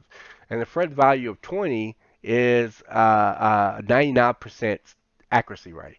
That's very good accuracy rate. That's a very good accuracy rate. There's not a whole lot of difference between Fred score 20 and Fred score of 30. From what I've seen online, Fred score of 40 is probably the most accurate you can get. It's like 99.99% accurate. So, but 99% is pretty good. So I do think that that he is grasping at straws here. Um, but in any given case, like I said, the first 53 letters wouldn't align anyhow with chimp genome because we would expect that unalignable regions of the genome to happen, and of course you would expect it at both ends. And get this, this is typical of a lot of when you blast things to have the first beginning section of the query not align. You can do this with contigs too, like in Tompkins' 2018 study, he deals with contigs that's designed by someone else. Tompkins had nothing to do with the design of the contigs, and yet most of them, not all of them, but well, all of them started out at least one DNA letter in, but there are some that started one DNA letter in, but a lot of them started, much further into the query. So it's not uncommon to see this when you blasting this against blast or blasting this against a particular genome. In this case, he's blasting against the chimp genome, and we would expect unalignable regions as a result. Because you could blast the chip genome against any trace read, and there's going to be some unalignable regions. There are going to be regions that cannot align. It's not because the letters aren't there. It's just because the way the algorithm is. Um, but the situation gets even worse, though, is that there are places that's going to be too dissimilar among the chimp genome with the trace reads, and the situation gets worse when you realize that he's using a different chimp genome sequence than Tompkins or the what the trace reads were based off of. Trace reads were based off of Pantro 6, or actually, take that back, Pantro 5. I think I said Pantro 6 before, but it's Pantro 5. Pantro 6 doesn't come around until later. This was during 2016, which would have been Pantro 5. So the trace reads would have been based on Pantro 5, and yet he's using Pantro 3, which he calls Pantro 7 in his video. And I have to say that cloning vectors are fascinating. So that's Eric Lander on the screen there, and he is a great lecturer. And I recommend checking out these 3 videos in particular, but also check out the lecture he does on Sanger sequencing. Some of the little genius ideas that people have had to advance the science just blow me away. I've seen all 3 of those videos, and even though Eric Lander has obviously evolutionary presuppositions, and those were filtered in some of those videos. He actually didn't do a half bad job. I mean, it was actually pretty good. I actually enjoyed the videos despite the evolutionary presuppositions that the guy has. And the videos are really short, so it didn't take long to. I've seen all 3 of these videos all the way through. There was nothing I can use for this discussion, but I just wanted to bump up my knowledge of that. That's the reason why I said that some of the things that, and it's like highly technical, but I didn't want to really get into the weeds there. But I would recommend watching the videos too. They're actually pretty good. They're not that bad. They just have, I mean, he obviously has evolutionary presuppositions, but that is expected. So but other than that, if you can kind of filter out that, the rest of the videos are really, really good. Anyway, highly recommend. So let's try that same sequence, but instead of searching the human genome, we're going to blast it against the chimpanzee genome. And if we run that command, we get very similar output. Just as before, the first 53 characters do not match. But for the remainder, instead of only getting 680 matching, we get the full 684 as a perfect match. All right, so he acknowledges the fact that the rest of the trace read, other than the first 53 letters, match perfectly, which is kind of odd because you would expect if Tomkins is trimming the ending and he's just not doing it correctly, then wouldn't there be incorrect end trimming as well to it? And you would expect that on both sides of the thing there would be non-matching letters, but instead you only have that on the first part. And I think that what he's encountering is unalignable regions. That's possible when you encounter that, especially if you're dealing with a different chimp sequence, which makes things worse because you're dealing with a different sequence of the chimp genome. And so you're not dealing with the same sequence. Keep in mind the sequence in which the um, uh, trace reads are based off of are going to be Pantro 5. That's that because they were formulated around 2016. So Tomkins is using Pantro 5, 4 and 5, in which case, in contrasting it to the trace reads. Whereas he is using Pantro 3, which is the most up-to-date chimp sequencing, and uh, he's calling that Pantro 7 because he doesn't like how they name these. I don't like how they name them either, but that is what they identified as. So, but anyway, Pantro 3 is the most up-to-date chimp sequencing. He's using that instead. I don't think you can get access to Pantro 6, so I kind of can understand why he would use that. But the unfortunate side effect is that you're going to be able to get uh, you got more letters to deal with, and it's going to be kind of different because of the way it's sequenced, and so it's not going to be exactly the same. But it gets worse because he's assuming that the first 53 letters would align. That's just not the case. It is possible that you get unalignable regions as a result with the chimp genome, blasting it against the chimp genome. In fact, ironically, Tomkins also gets non-hitters, which he does discuss. Let's look at that real quick. Well, wait a minute. I'll wait until he talks about non-hitters because he is going to be talking about that later. So our overall identity as a percentage using Tomkins' calculation method is 92.8%. All right. What if you were to calculate that? Calculate that on the basis of if you calculated that on the basis of um, the alignment length instead, what would you come up with? And that sounds like a big problem, because if we are comparing chimpanzee DNA to the chimpanzee genome, we should get a 100% match for the entire sequence. Nope, that's not true. You got unalignable regions of the genome that could still happen, especially if you're using a different chip sequence, because you're going to have different letters and things like that. And when you're comparing that to itself, but it gets even worse because he's actually what he's doing, he's dividing by the query length, which Tompkins did not do. And so that compounds the problem. That makes things worse because it makes it look like that Tompkins is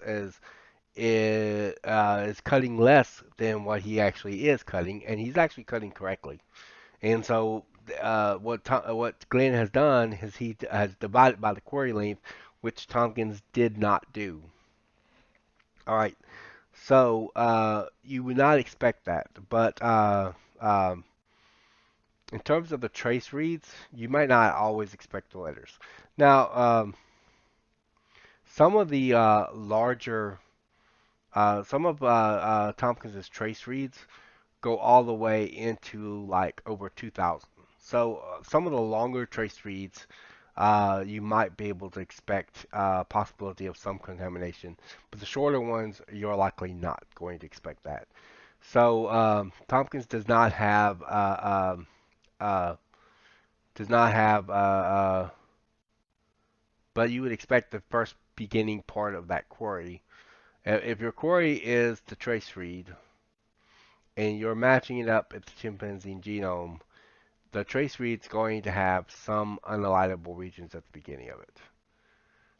It just will because you're dealing with the chimp genome, or you're dealing with algorithms that are designed to get only a percentage. But it gets even worse because he's actually cherry picking it. He's picking which trace read to do this with. Okay, why don't he do multiple trace reads? Actually, do all the trace reads and show 4, 5, maybe 10, maybe 15, maybe even 100, maybe all 101 trace reads. Show how each one of them is figured up, and see if it still comes to the same result. So far, he's only done one on screen. Interesting enough. But we wouldn't expect it to match entirely because he's using a different chip sequencing. It's there's unalignable regions of the genome to consider and things like that, and he's not factoring that in. He's just kind of assuming that it would be 100%. But the interesting thing is that is when he divides it by the query length, or he divides match nucleotides by search nucleotides. This is not what Tomkins did. So this is incorrect. One way around this issue is to calculate the overall identity as a percentage of the length of the alignment, which was 684 base pairs, instead of as a percentage of the length of the query, which was 737 base pairs. This would give a result of 100% for comparing chimpanzee DNA to chimpanzee DNA. Which would have been done automatically with BLAST. BLAST on the alignments, it takes the alignment length into consideration. It actually takes the alignment length into consideration. So this would have been 100% if you did it correctly according to Tompkins' calculation method. As it should be. For comparing the chimpanzee DNA to the human genome, 680 matches from an alignment 684 base pairs long would give a result of 99.4%. However, if you are using Tomkins' calculation method, so overall identity is the number of matched nucleotides divided by the number of nucleotides you searched, then you would want to be doubly sure that you have removed all of the vector sequence and all the low quality bases. Okay, Tompkins, again, did not do this. He bases his entire thing on thinking that if Tompkins did this, then you can't get 100%. But I agree, if he did that, he would not get 100%. But here's the thing, he didn't do that. That's the problem. So he admits that if you do it correctly like that by the alignment length, you get 100%, which is what Tompkins did. Because the blast would automatically do that. It will take the alignment length into consideration, and then it will get the best alignment, best alignment, best alignment, best alignment, and all he did was took the average. He did not divide by the query length. He did not take matched nucleotides and divide by search nucleotides. That's not what he did.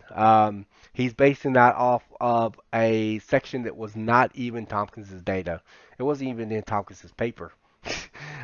That was GenBake's data. But in any given case, so if you combine it using Tompkins' actual method of calculation, guess what you do? You would well, the actual calculation method would be used by BLAST, but it will take the alignment length into consideration, and it would be 100%. This is something that me and Dr. Ian Korf had talked about as well on the the alignment length is taken into account whenever it is doing an alignment. I'm going to show the clip at this point. So that when you do an alignment, even to something that it's itself, in addition to the major diagonal, which is 100% identical, and it's not only 100% identical, it's also 100% the length of the sequence. However long this is, that's how long your alignment is. When you put them together and you make an alignment, it'll look like this. And they'll be just right on top of each other. And so, I mean, he's absolutely correct. If you do that with the alignment, it'd be 100%. I agree with him on that. But that's exactly what we got as the result. But Glenn here is misrepresenting Tompkins' study completely.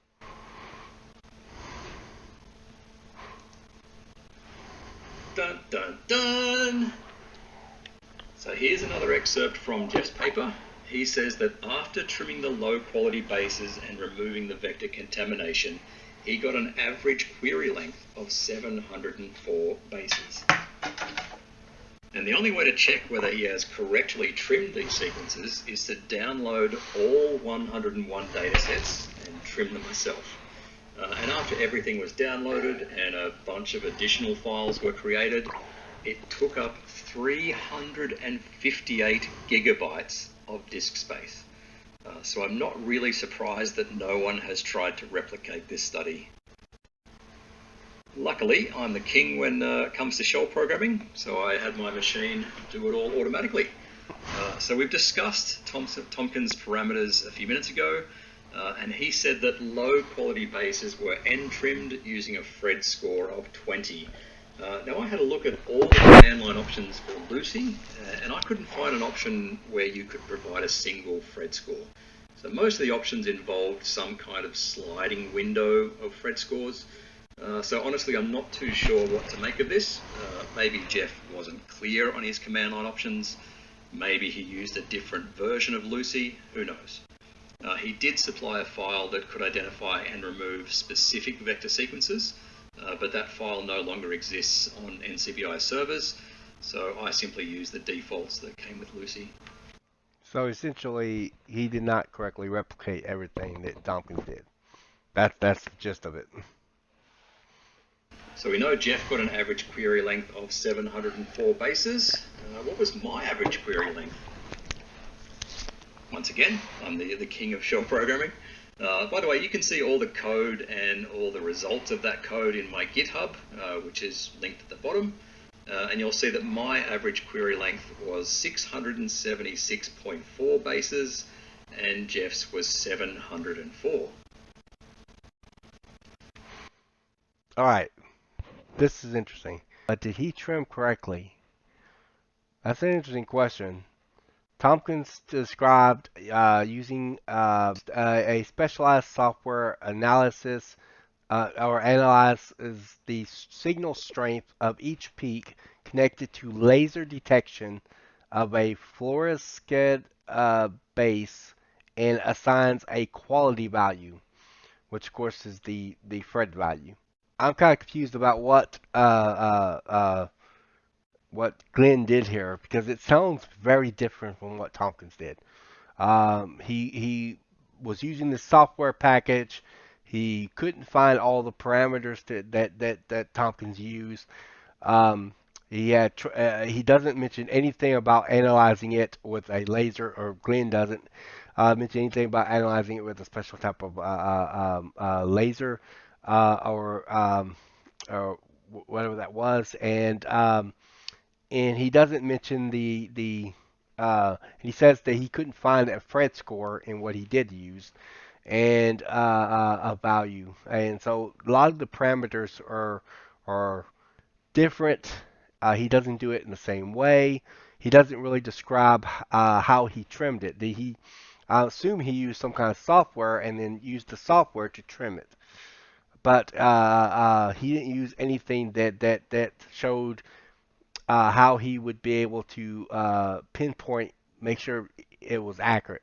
With Tompkins, Tompkins conveyed what he used to make sure that he analyzed the peaks and make sure he got it exactly right.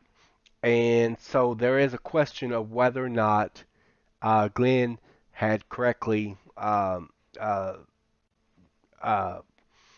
cut it as well. Um, Now, obviously, Glenn's going to argue that he thinks that he did, and he's going to argue that he thinks that Tompkins didn't. But Tompkins is using methods that other geneticists have these are methods that normal geneticists normally use. So, but the way Glenn is describing what he did is very different from what Tompkins did. So I'm not exactly sure if I understand what's going on with what Glenn is doing here. It's weird, and he's coming up with a different query length than Tompkins. I mean, 676. 676 was his average query length. So his average query length was less than Tompkins. Now is it possible that Glenn trimmed too much? Yes. He didn't use the same sophisticated same equipment that Tompkins used. And yes, Erica, the equipment is important. I know Erica doesn't think the equipment's important. It is important. Um, he doesn't, especially when it comes to something like this, where it's precision, when precision matters.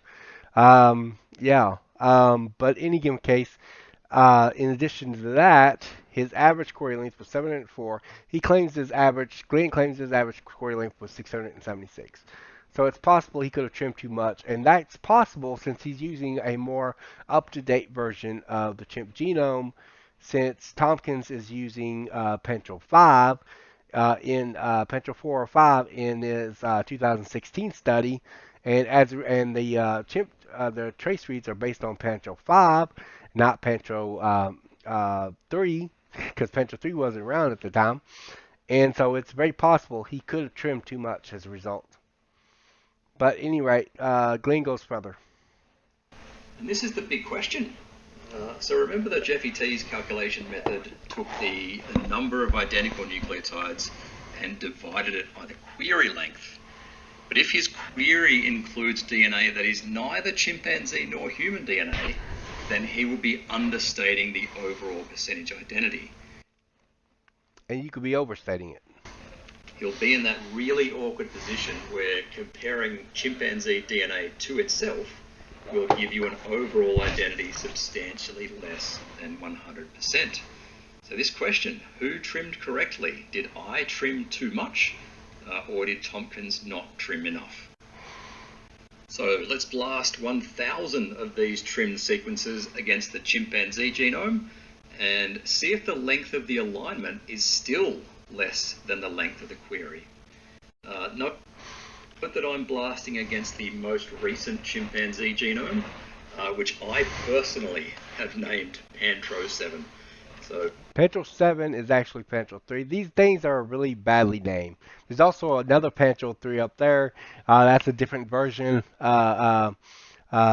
This is Pentrel 3. The most recent one is basically the genome of Clint.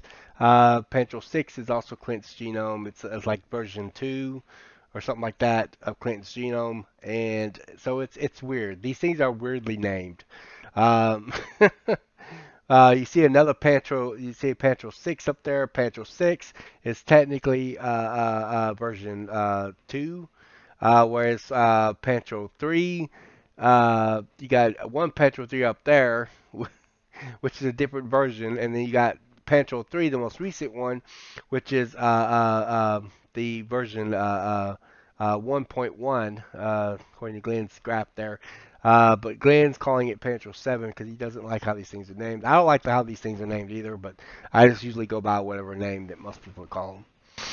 But Pantro 7 is not its official name, but if you have a look at the names of the chimpanzee genomes over the years, it blows my mind that they called the most recent one Pantro 3.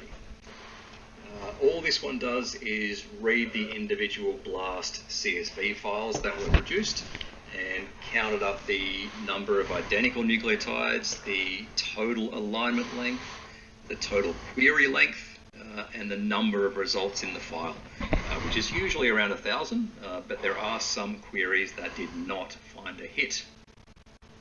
And here are the results for just a small handful of the data sets. And what we're looking at here is the average length column as a percentage of the average query length column. And in particular, we're looking at the rows for Pantro 7, which are the chimpanzee rows. And you'll see with my handy dandy yellow notation that especially in the later data sets, even with my shorter queries than Jeff, I'm still not getting 100% matches against the chimpanzee genome. Alright, this one's interesting because the reason he doesn't get a 100% match is because he's dividing by the query length, which is not what Tomkins did. Now, what happens if you were to reverse this? What happens if you divide the query length by the length of the alignment? Well, let's see. Alright, so if we take 694, we're using Glenn's numbers here, 0.20, and we divide it by the length of the alignment, 693.02. If you convert this into percent, you remove the decimal over here to the right, 100%. 100%. If you divide the query length by the alignment length, which is exactly what Blast would have done in each one of the things, and all Tomkins did was he just averaged it out when you got through. But if you take that alignment length, or take the query and you divide it into the alignment length, it equals 100%. 100%. And that's what Blast would have done. It would have taken the alignment length into consideration whenever it did its alignment. For each search result, it would have taken the alignment length into consideration. That's automatically with Blast. So Tomkins would not have divided by the query length. Now I assume, Glenn assumes that when everything was said and done, that he divided by the query length. It almost sounds like he thinks that he divided by the query length for each of the search results, which is not the case.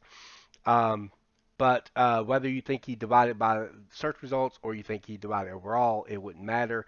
At the end of the day, that's not what Tomkins did. Okay, all he did, Blast took the alignment length into consideration, and then when Tomkins got the best alignment, etc., he then just averaged it all out. That's all Tomkins did. So once you take the average of the percentage, once you take this and then you divide it by the average length, it comes to above 1. It comes to above 1. So it's 100% each and every single time. So I honestly, again, Glenn is assuming that Tomkins is dividing by the query length. That's not what Tomkins did. So in order to get less than 100%, he has to divide by the query length. So if these sequences have been trimmed quote unquote perfectly, then we would expect the average alignment length for the Pantro 7 hits to equal the average query length. So I blasted a total of 20,000 chimpanzee sequences against the chimpanzee genome, and the average length of those alignments was 664 base pairs.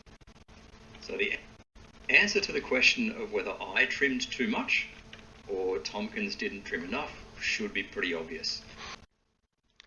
Did he just say what I think he said? He said he tested it with 10,000 sequences of the chimp genome, and he did not count. His query length was different. It's like, of course your query length is going to be different. If you're testing, okay, for start with, you're not testing the whole genome. You're not really necessarily testing the whole genome, but one of the trace reads are actually not copied from those 10,000 trace reads to begin with. Well, the query length is going to be different from 10,000 sequences. This is why Tomkins didn't do this kind of experiment. It really wouldn't prove anything. If you took 10,000 sequences of the chimp genome and you contrast it with 101 the trace reads, the 100% of them, and what if half of them or even most of them are not copied from those 10,000 letters, those 10,000 bases? What if they're not copied from that? What if they're copied from other places in the genome? This would make this irrelevant. You're basically taking an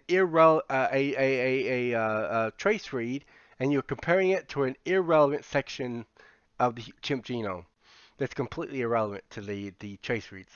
But honestly, that this is completely irrelevant because you're comparing it to 10,000 sequences.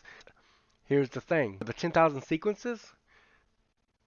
How do we know that the query lengths from these are going to be different from the query lengths from the trace reads? Of course, of course it will be. But what would that have to do with anything? 99.9% of these trace reads could have been copied from other places in the genome besides these 10,000 sequences. That's why Tomkins did not do an experiment like this. It's irrelevant to do it because you're comparing a trace read to an irrelevant part of the chimp genome, and that is pointless. But it gets even worse because it's based off of the most modern chimpanzee genome and not the chimp genome that would have been in existence when the trace reads were first made and when Tomkins did his study. And that's an issue. That is an issue. But in any given case, no, Tomkins didn't divide by the query length. So this whole thing right here assumes that Tomkins divided by the query length. So yeah, it is 704 bases is the average that he got. Um, I don't normally trust that his average is 664 bases long. I'd have to. We really would have to do it ourselves at that point. But I trust that Tompkins got it correctly. He used sophisticated technology. The stuff that he used, other geneticists also used. He got a Phred score of 20. So I think that that's pretty good that he cut it correctly. But this right here, this whole thing right here, assumes that Tompkins divided by the query length, which Tompkins did not do. If Tomkins' average query length is 704 base pairs, then he is already understating his result by more than 5 percentage points. That, again, assumes he divided by the query length. And by the way, I actually sent Glenn an email. He clarified that he thinks that he had overstated his percentage by 5% because he thinks that Tompkins divided by the query length, and he thinks that would compound the problem. And it would compound the problem if that's what Tompkins did. But as we saw, that is not what Tompkins did. That is completely that's not what Tompkins did at all. What Tompkins did was he took the average after each of the best alignments. So he did a search result, and of course BLAST always takes the length of the alignment into consideration. And you got best alignment, best alignment, best alignment, best alignment, and then you just took the average. Now we can debate whether or not if taking the average is the right thing or not the right thing, or appropriate in this situation or not, and we'll be discussing that a little bit next on the next video. But any game case, that is what he did. The point is he didn't divide by the query length. So this right here is already assuming that he divided by the query length in order to argue that calculation. That is not Tompkins' calculation method. And this is the first adverse finding for this paper. Dr. Tomkins has apparently not trimmed the raw sequences sufficiently, and combined with his calculation method of dividing the number of identical nucleotides by the number of nucleotides submitted to BLAST, he is understating his overall percentage identity by more than 5 percentage points. That's not what Tompkins did. I know it almost sounds like a broken record of me having to do that, but this is one of the reasons why the very first The very first chapter was dedicated to showing that Tomkins did not divide by the query length. So this is very, very important. That's why it does not work here. It does not work. If Dr. Tomkins had done some more investigation into the results and or implemented a sensible control, like blasting the same sequences against the chimpanzee genome, then this error would have been apparent upon examining the results.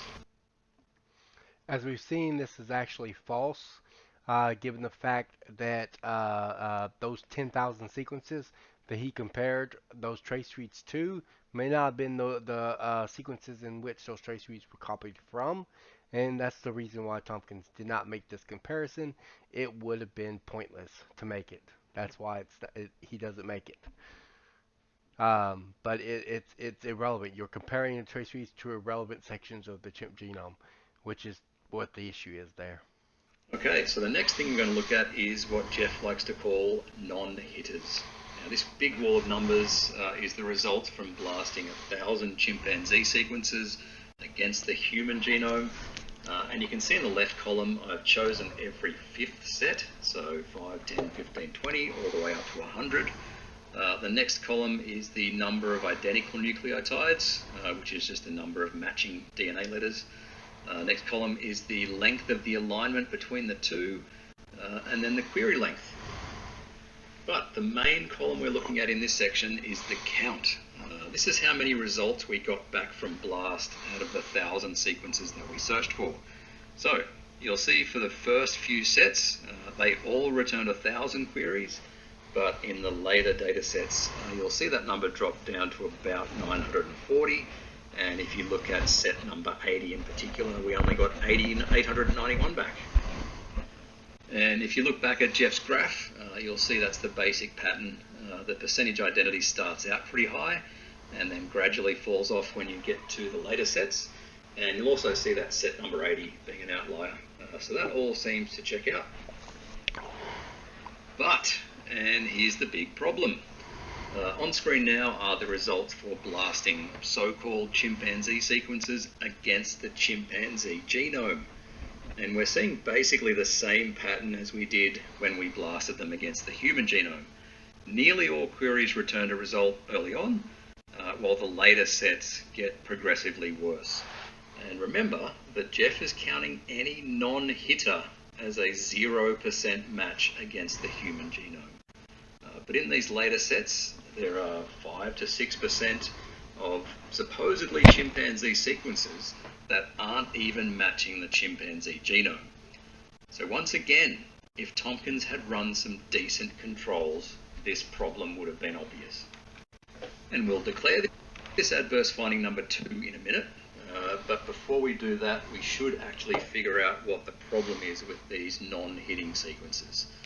So on screen is some shell scripting magic, and all it does is compare the results that we got to the original query file and work out which sequences did not return results and stuck those in a separate query file. And as it turns out, there were 375 non-hitting sequences. And there's a cool function in the command line version of BLAST where instead of querying a database on your local machine, you can actually tell it to query the database on NCBI's servers. One thing I want you to notice though is that I've added an output parameter called stitle, and all stitle does is tell you the name of the organism that the query found a match against. All right. Before we go on that, let's look at what he says about the non-hitters. Okay, back in this 2016 paper. All right. It is noteworthy. When he contrasts the 25,000 sequences as human genome, he says, it is noteworthy that the alignable DNA similarity of about 96% omits sequences that are too dissimilar to align onto human and thus inflates the actual overall genomic similarity between chimpanzee and human. When included in all non-alignable sequences, overall chimpanzee DNA sequence identity is only 90.8% for all 101 datasets sampled. Interesting, this estimate of about 90% overall genome similarity is similar to previous study by this author using the chimpanzee genome assembly as a substrate. However, upon further analysis of the data in the current study, even this estimate is shown to be suspicious and likely inflate due to fundamental problems in the assembly of the chimpanzee genome as described below. Said when 101 data sets were plotted, it was clear that the major difference existed between them for overall DNA similarity, a trend which generally corresponds with the progression of the data sets by file name. It was also apparent that many data sets had overall DNA identities below 90%, and he said therefore the data was divided into two different bins corresponding to 90% overall identity or above 90% overall identity. 57 of the data sets had overall identities above 90%, and 44 were below 90%. This means Tomkins' data is bimodal, and this is the graph that Glenn has showed. Dun dun dun! And here are the results of that blast. So these are in random order, but if you look down the list, you'll see a whole bunch of expression vector, cloning vector, Clostridium difficile, E. coli, Bacillus amyloliquefaciens, vector, vector, cloning vector, E. coli, etc., etc. All right. Well, let's let him finish real quick. So, remember these sequences are ones that Jeff assumed were valid chimpanzee sequences that he blasted against the human genome, got no result, and counted them at 0%.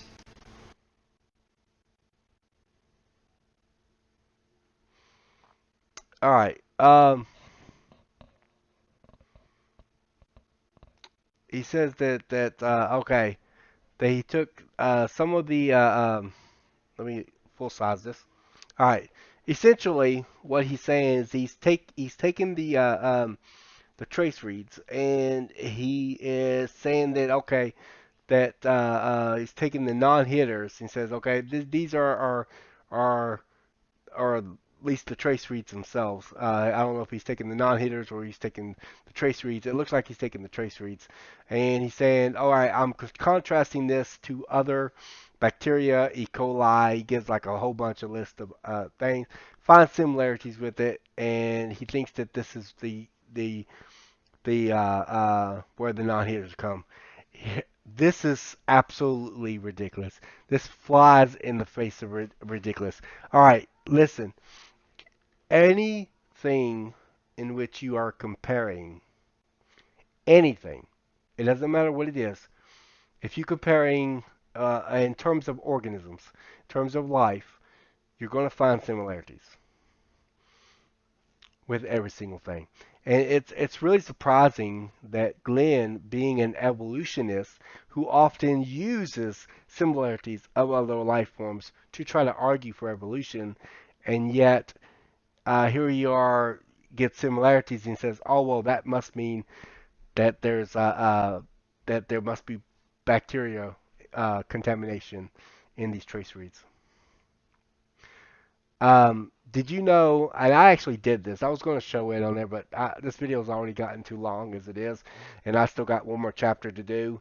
I also going to throw in a bonus section as well, so I'm just going to go ahead and not do that. But I basically blasted ant DNA with human DNA just to see if I get similarities, and I did. I got like 92% similar.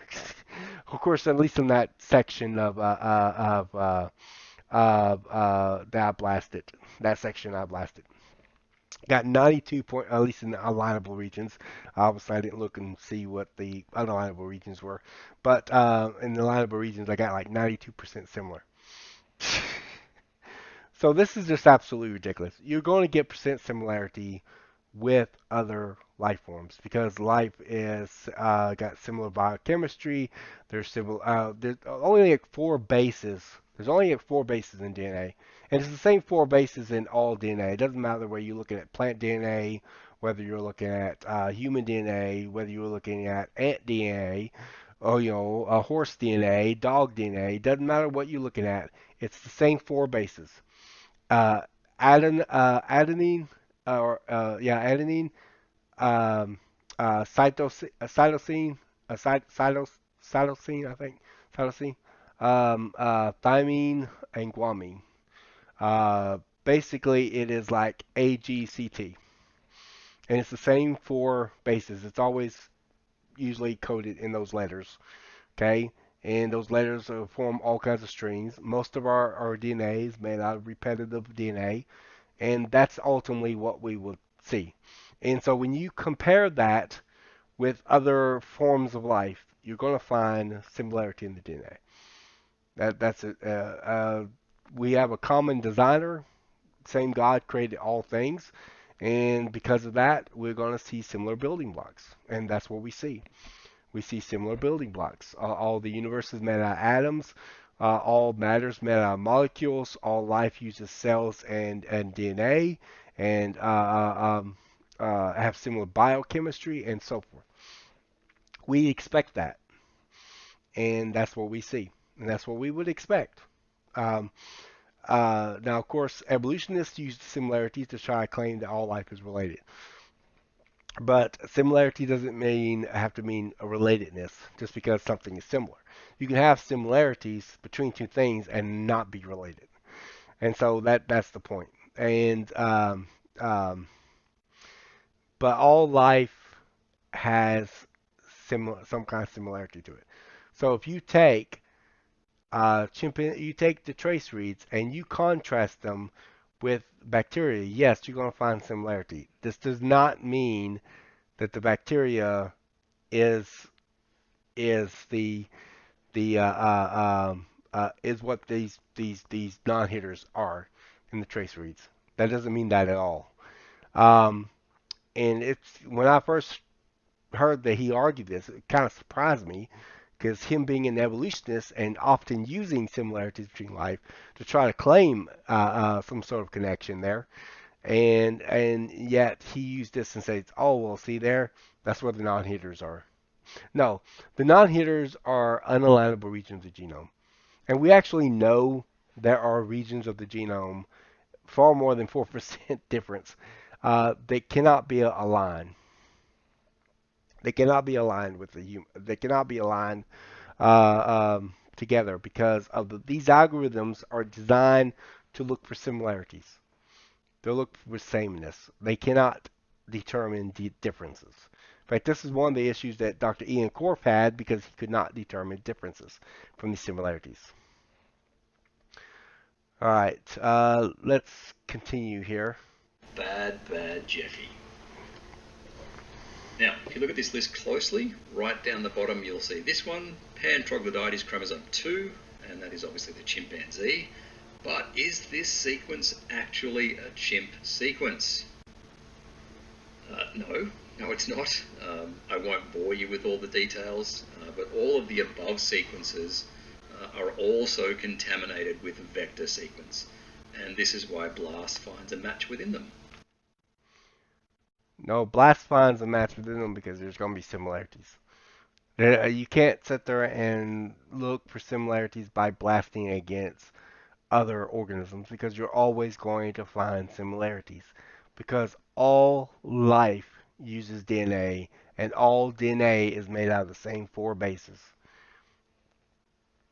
All life. It doesn't matter if you're looking at plant DNA. You can find similarities between plant DNA and human DNA. That does not mean nothing. You're going to find similarities. And so trying to argue that somehow, finding similarities here means automatically that this must be where the non-heaters are coming from, or that the blast that the trace reads were not cut correctly and that sort of thing. This is actually a ridiculous argument, and kind of surprising that an evolutionist would argue this, given the fact that as an evolutionist he would already be acknowledging the fact that there are similarities between all life. So this is silly. So finally we get to adverse finding number 2. Those chimpanzee sequences that did not find a match in the human genome were counted as a 0% match between chimpanzees and humans. But on closer inspection, those non-hitters are actually cloning vector contamination and not chimpanzee sequence at all. That's incorrect. They are non-alignable regions of the genome. They are not vector contamination. He assumes this because of similarities between other bacteria, but that's not true at all. Now, there is one other thing that I want to say about the finding the vector sequences or the bacteria. Carter does raise this in his video, and I actually agree with Glenn that he did confuse Tomkins' 2018 paper with Tomkins' 2016 paper, or more specifically, probably not so much as confuse those two papers as much as misunderstood his video and thought that his video was talking about Tompkins' 2018 paper where he deals with contigs. By the way, Glenn, I know you're watching this. I'm the one who pointed that out to Carter. I flagged it immediately. I was like, wait a minute, that doesn't make no sense when I saw it in the video. I sent him an email. He asked me what I thought about the video. I said I loved it, but there was this one part and that didn't make no sense to me because Glenn's video was responding to Tompkins' 2016 paper, and his 2018 paper deals with contigs. His 2016 paper dealt with trace reads, and this didn't make no sense, which he said about that, and he said, yeah, that would make some sense to what some of the things that Glenn was sending me. So yeah, I was the one who pointed that out to Dr. Carter. You're welcome, Glenn. I was the one who did that, and he changed his mind after that. But anyway, uh, bottom line is that the reason why Carter was really amped for this is I think that because Carter has a particular thesis revolving Tompkins's 2018 paper. He thinks the lower end at the 70% number is artificial. He doesn't think that that's representative of the chimp genome. Uh, uh, so that's the reason why he automatically was willing to take that. Oh, there's a possibility of contamination, and then he just kind of went with that. And of course, confirmation bias can impact everybody. Can impact Carter. Can impact me. Anybody can be subject to confirmation bias. Confirmation bias isn't just limited to the critics only. We all can suffer from it, and that's what ended up happening. He just basically, it was something that kind of agreed with his thinking involving Tompkins' 2018 paper, and he just kind of went with it. But but he ended up making a mistake as a result. The non-hitters are not contamination at all. Um, all right. So basically, with the trace reads. So essentially, Glenn is arguing that the trace reads that Tomkins did not cut it correctly. Tomkins uses sophisticated equipment that other geneticists use, as well as the way parameters, the methods, the way exactly he did, and it's very precise, and he cuts the trace reads. Uh, Glenn doesn't get, when he does it, he doesn't get the same query length. I don't know whether he's blasting this before or after. There's all kinds of issues involving whether he did the parameters correctly, because there's confusion of trying to replicate Tompkins' work, and he has issues with it, and so there's issues there. And so I'm not exactly sure whether he got everything exactly right. Anyhow, and he also used a different chimp sequencing. He's using Pancho 3, where Tompkins is using Pancho 5. The trace reads are also made off of Pancho 5. Glenn is assuming that Tompkins divided by the query length, and so he's dividing by the query length as well, getting less than 100% as a result. He also has issues involving with um, the he compares the trace reads. He compares them to the chimp genome, find that they don't align at the beginning, but it lines perfectly at the end, apparently, even though both ends are actually trimmed. And on top of that, he doesn't factor into the unalignable regions of the genome, um, that sort of thing. He's not. He's assuming that every letter can be aligned. In addition to that, he misunderstood the non-hitters. He thinks that it's talking about, or he thinks that the non-hitters is talking about the vector sequence is not being trimmed, or the tracery is not being trimmed correctly, and then he compares this to other bacteria, finds similarity, then tries to argue that this must be the non-hitters, and that's just incorrect. What it is that you can find similarities with other organisms, including bacteria, but you know what? Here's what Glenn should have done immediately: not only look for bacteria, but then compared it to other living organisms as well, and see if you can find the same similarities. And you're likely going to find similarities on other organisms as well if you had compared it to that. And Glenn did not do that. So that was problematic as well. Um, but anyhow, let's move on to the next chapter. I spent too much time in this chapter already, and I still have one more chapter to finish before finishing this video.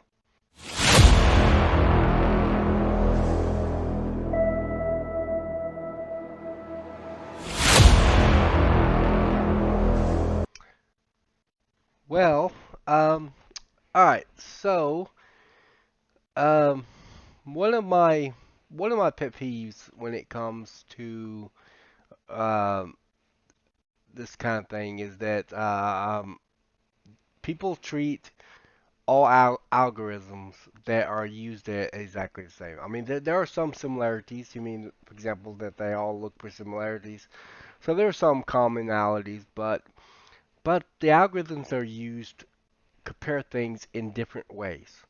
LASSI doesn't compare things in the same way that Nuckmere and Blast does. Nuckmere and LASSI don't compare things in the same way that Blast does, and so forth. They're very different algorithms. And well, Tomkins primarily used Blast, this particular algorithm that is referred to by the acronym BLAST, BLAST, stands for Basic Local Alignment Search Tool, and it's the most common one used by most people. Mainly, it could be because it's so readily available. You can use the free version online, easy enough, and you can download it for free. But in any given case, bottom line is that it's used to make certain comparisons, genetic comparisons. All right, and it looks for similarities and things like that. Most people in this controversy are aware of BLAST more than they are of any other algorithm, mainly because that's the main tool that's being used in this discussion. However, in Tompkins' 2015 paper, in his 2015 study, he does use two other algorithms, namely Nuckmere and LASSI. Nuckmere is a special algorithm designed to do more whole genomic type comparisons. It can compare a lot more information like entire chromosomes and things like that, where instead of just slicing it up into bits and pieces, it just kind of does the whole thing, the whole shebang, and in a large scale way. But in doing so, it also tries to find the best one-to-one comparison, which is similarities, right? Percent similarities. Now, at first gloss, you might think that that's exactly what we wanted to do, right? To find similarities. And Nuckmere is probably far more rigid than most of these algorithms are when it comes to finding similarities, because it tries to find uniqueness. It tries to find unique areas of the genome where there's an exact one-to-one comparison here. The problem, however, is that what happens if there are lots of differences in the genome? These get ignored. But if you add the differences in there, right, your pool of data increases, and this decreases the amount of similarity as a result. So these differences are not being factored in as a result. You have some differences, but not a lot. You can't have a lot of differences with Nuckmere. or with any of these algorithms. Any kind of alignment, you can have that much differences. And of course, Nutmere tries to look for originality. And Tomkins' 2015 paper was primarily designed to basically redo the study in his 2013 paper. That was his intended purpose. It was intended to redo the study in this 2013 paper, but in the process of doing that, because this 2013 study, or more specifically, the algorithm that he used, the version of BLAST he used, had a bug in the system. It kept kicking out data and things like that, and so they got that fixed eventually. But Tompkins redid the study with his 2015 study, and in the process of doing that, he did a bunch of controls to make sure the algorithm was okay. He also does a control in his 2016 paper that I discovered recently in order to make sure that the bug had been fixed. So he does actually exercise a control there as well, despite what Glenn and Erica says. It's actually referenced directly in his paper, actually. But anyway, so so so he used Nutmere and Lassie. That's what he used for his 2015 study as part of that controls because he wanted to make sure to have all other algorithms to and test the same information to make sure kind of like to make sure that you don't have one algorithm giving a completely different information than other algorithms, and you can be able to test it and get similar results and that sort of thing. And so he does, and he does get some similar results, some more higher than others, but roughly still in the 80% range for the most part. And well, Glenn doesn't like this at all, so he challenges this. Now, interesting enough, Erica, as mentioned at the beginning of this video, Erica made a massive mistake. She made a big time mistake. She admitted to it. She was honest about it.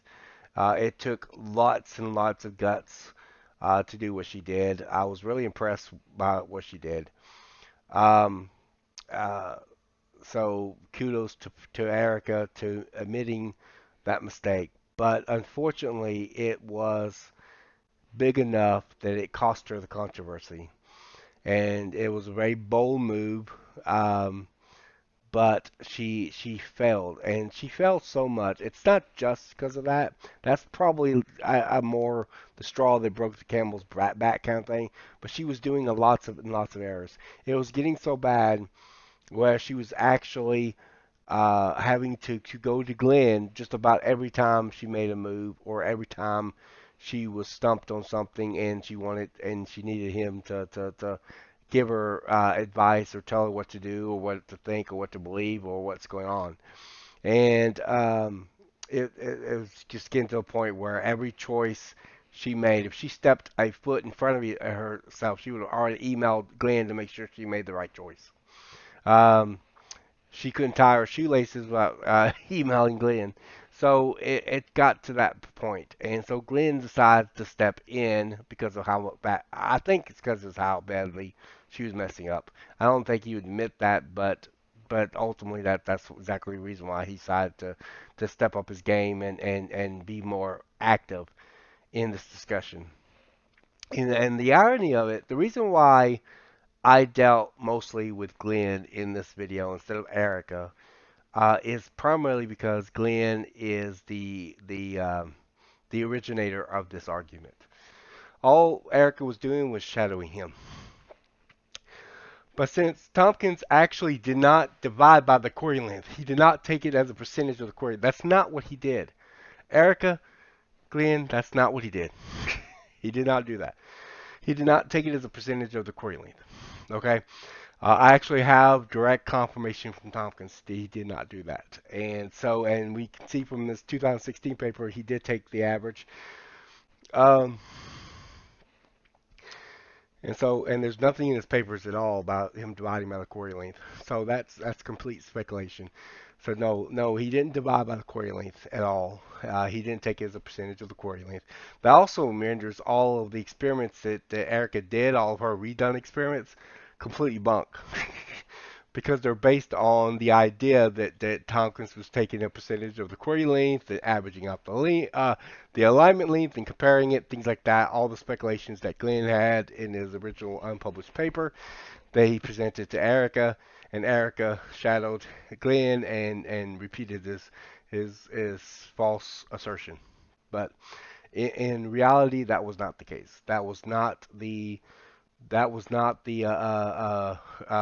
proper representation of Tompkins' study. That also means that Erica did not replicate Tompkins' study, did not replicate his method at all, um, because she was trying to also duplicate what she thought was his calculation method, and it wasn't his calculation method at all. And so she didn't replicate Tompkins' method still. And there's still all kinds of other issues involved there. But any given case, bottom line is messed up. Where was the problem at? The problem was the computer program and the lack of max HPS, right? It's a package deal, right? It's both the program and the max HS or lack of max HPS one that was the problem. And so you have to be able to have that in order to produce the error. You can't just simply have all the results. Yeah, those are useless results. You don't need them, but you can still take the best alignment. I mean, there's nothing about that just averages all those results up. You have to have something in your program that would average out every one of those results. You could technically average out all the best alignments in there. You could probably do that manually each time you receive a result if you wanted to. But you could not do a global percent alignment of each search result and do that manually. You would not be able to do that. You'd have to have a program that would do just like what Erica does with each alignment. Well, at any rate, piggybacking off of that, Glenn and Erica has both argued that they claim that Tomkins had done the same thing. They think that he used a parameter in NUCMIR called max match, which is a parameter in NUCMIR. We'll get into that. I'm not going to cover it this second because I'm going to be getting into what max match is and what it does and its purpose and the reason for it in this study and and the mischaracterization that Glenn has over it. But we're going to be talking about all that. But but he used the max match parameter. Now, here's the interesting thing. In Erica's videos, Erica claimed that he used a parameter that was the same as not using max HPC1 in both NUCMIR and LASZ. That's not true to begin with, but we'll get into that in a second because they are actually different. But we'll get into that in a second. But the interesting thing is, this kind of slightly goes against what Glenn said too, because LASZ, uh, Glenn's position on LASZ was that it does not have any parameter to set whether or not if it's just the best alignment or if it includes other alignments. And so he just kind of assumed that he would take a global alignment percentage, but no. But anyway, this misunderstands LASZ, but we're getting into all that. But in any given case, the point is that Erica seems to think max match applies to both LASZ and NUCMIR. Max match is only a parameter in NUCMIR, so it doesn't affect LASZ at all. So she kind of messed that up in her video too, even from Glenn's position, because Glenn actually argues correctly that there's no parameter for that in LASZ to set that where you just get the best alignment.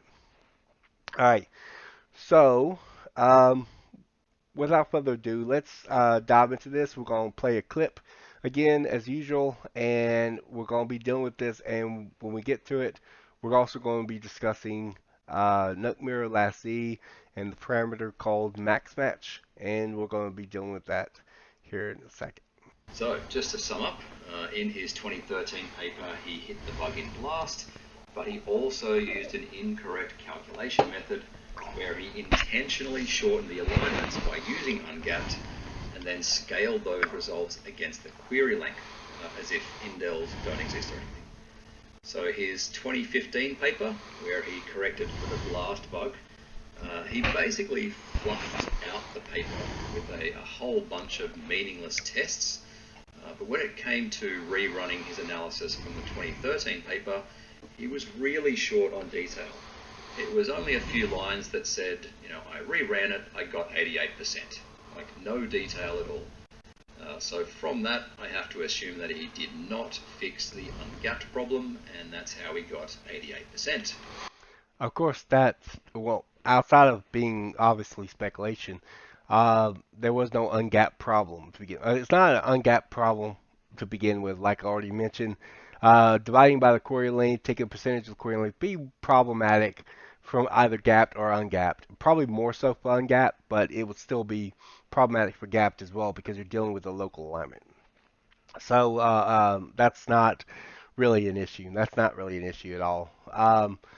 But the issue would be whether he did divide by the query length or not, or took a percentage of the query length and take that into account. No, he did not.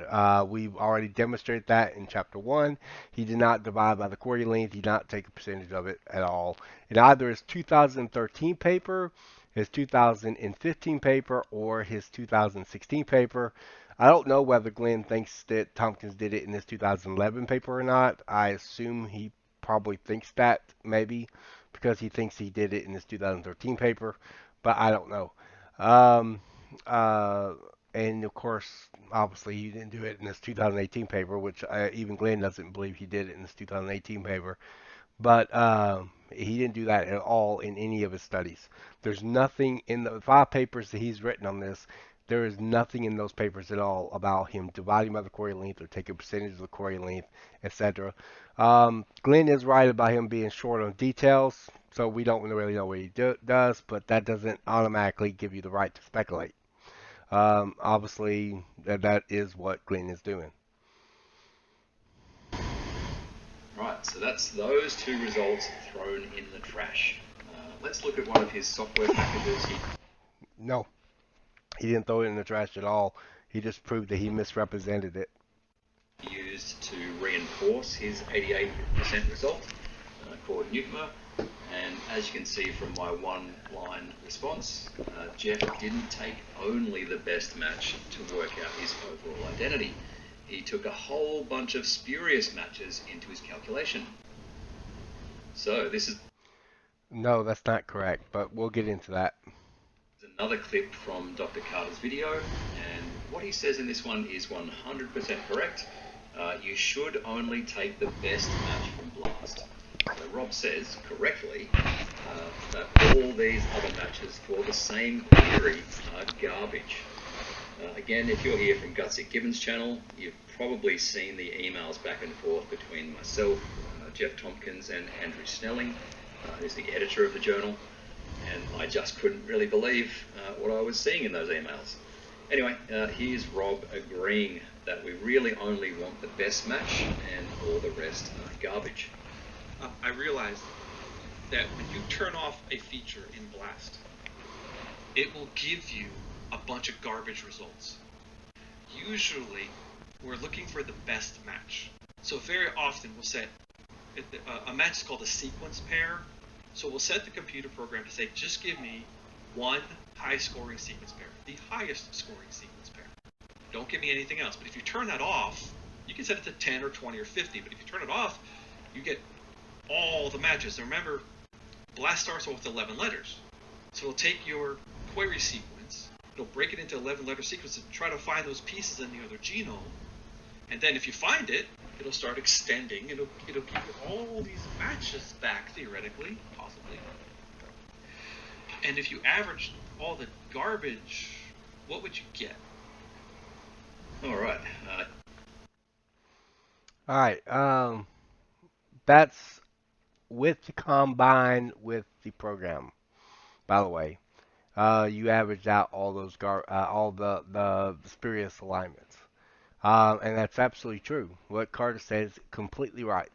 If you have a program that calculates all of those alignments, each and every single alignment, and you have all those spurious alignments, that doesn't mean that if you had just simply had the spurious alignments that alone would do it. You have to have a way of calculating it. You have to calculate all those results. Blast doesn't do it automatically, so you have to have a third-party program into it. It's the only way you could do it. You couldn't do it. Blast itself wouldn't do it automatically. The only math Blast does is it spits out a result for each alignment based on the alignment length percentage of similarity. That's all Blast does. It doesn't do any kind of math like calculate all those results. It doesn't do any of that. Rather, instead, you have to have an actual program in your script that programs it to calculate all those results up. That's the only way you could do it. And that's what Erica did. Tomkins did not do this. He did not have any program in it. But we'll get into that because we're going to get into his Nuckmere and Lassie stuff and his max match. And he's fixing to explain max match here in a second. You can go on Jeff's GitHub and download the exact command line that he used for Nucma. And if you look at the command line parameters he used, you'll see this one, max match. So you're about to see exactly why, way back in 2015, I figured out that Jeff Tomkins is just a straight up liar. So this is from the Nucma manual, and it is literally telling you that if you want to find all the repetitive garbage matches, you need to turn on max match. So Tomkins is not taking the best hit, he's including all the spurious stuff as well, and then just taking an average. Okay. First of all, before I get into that, I just wanted to let you know that's not what Tompkins said. In fact, that doesn't even say that. It doesn't say that if you turn on max match that it averages all those percentages. It doesn't say that. It doesn't say that at all, actually. But I'll get into that in a second. Actually, max match is not a bad parameter at all to use. I actually went online, found lots and lots of peer-reviewed papers where people were using max match in their studies. So max match is, think of it this way. If max match was a bad parameter, why would Nuckmere have it? Why would they even use it? Why would other people use it? Why would other geneticists use it? So this is ridiculous. But so it doesn't average out all those percentages like that. You have to start with, you'd have to, even if it was like that with max HPS1 not being used and include all the spurious results and things like that, you would still have to have a program to average all that out. And like what Erica has, where you average out each alignment the way she did.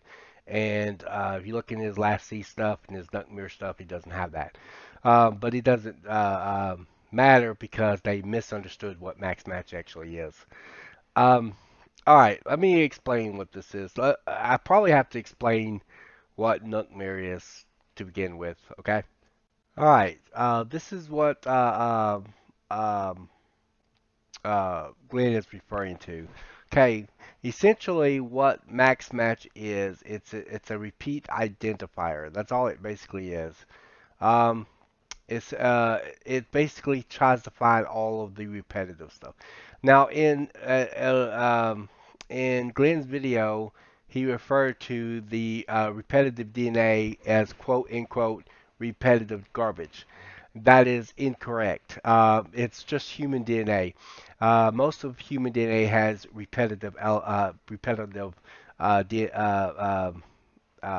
bases in it, where the bases repeat themselves, like AAA or GGGG or AT. You know, that sort of thing. Most of our DNA has repetitive elements in it, which is what we expect, because after all, um, we there's only like 4 bases that make up the DNA. Now, evolutionists, however, believe this repetitive DNA is what they call quote unquote junk DNA. That's what they refer to it as.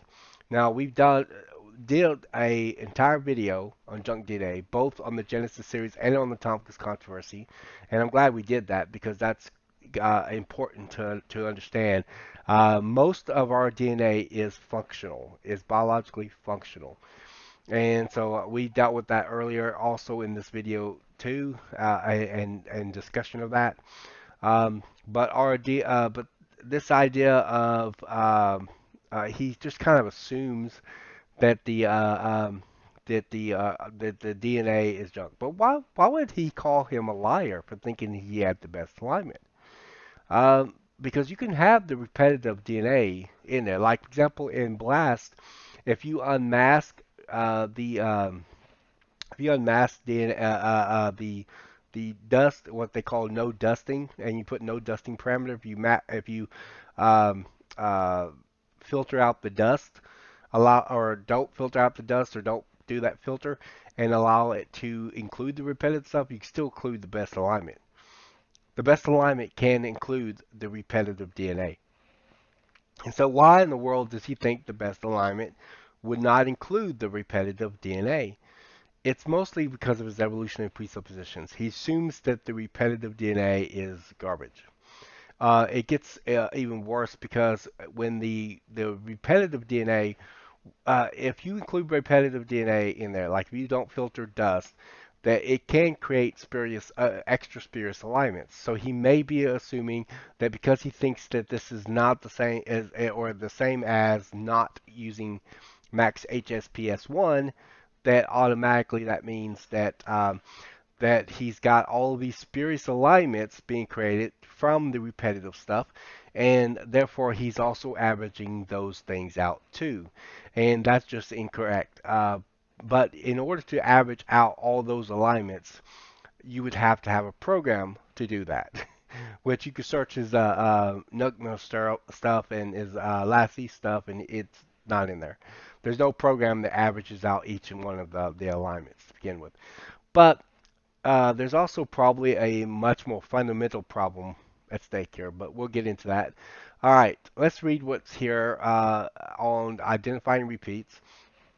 Although Mummer was not specifically designed to identify repeats, that's the package that the Nuckmere is part of. It does has a few methods of identifying exact and exact tandem repeats. In addition to these methods, the Nuckmere alignment script can be used to align a sequence or a set of sequence to itself by ignoring all of the hits that have the same coordinates in both inputs. One can generate a list of inexact repeats. When using this method of repeat detection, be sure to set max match and no simplify options to ensure correct results. So essentially, you can get a list of repeats, and so you can include the repetitive stuff as well. For some reason, like I said, I think it has a lot to do with Glenn's evolutionary presupposition. But there's nothing about this that would indicate that he would not be able to do the best alignment. And it certainly would not be deceptive because he actually puts this in his paper. Let me show you. Okay, we're now in Tomkins's 2015 paper here. All right. And if you look here, it says sequence masking was also omitted to allow for analysis of the entire genome, despite the fact that computational resources were greatly increased, meaning that it would take longer to do this. Now, and I'm going to explain Nuckmere in a little bit, but Nuckmere takes a long time to actually run. For one thing, you have to run it on Linux, as mentioned in a recent video by Carter. You have to run it on Linux, which is a very powerful server, and it takes a very long time to do all this. And by including the repeats, it would take even longer. But Tomkins wanted to include the entire genome, and so by doing so, he actually used uh, uh, Nuckmere, which does whole genome, and he used the parameter max match. But what exactly is max match? Max match is simply the parameter that that looks for repeats. That's all basically what it does. It identifies a list of repeats. Now, I think in order to understand what max match does, you have to understand what Nuckmare does. What exactly is Nuckmare? Nuckmare aligns is much more designed to align whole genomes. I mean, it's designed to get big old chromosomes and align them and do a one-to-one match. It looks for unique original or origination. It looks for areas of the genome that is so super similar that there is a one-to-one relationship between the two areas. And at first gloss, you think, oh well, that's what we're trying to do. Except the problem is that you're looking for similarities, and what ends up happening is that you're making it so similar that that you ain't even allow for differences. So you can't. The percent similarity is there, but it's artificial. It wouldn't be the correct similarity because it wouldn't include the differences. So if you had like a 1% difference or something in the genome or whatnot, or no difference, it wouldn't actually count for actual differences between the two organisms.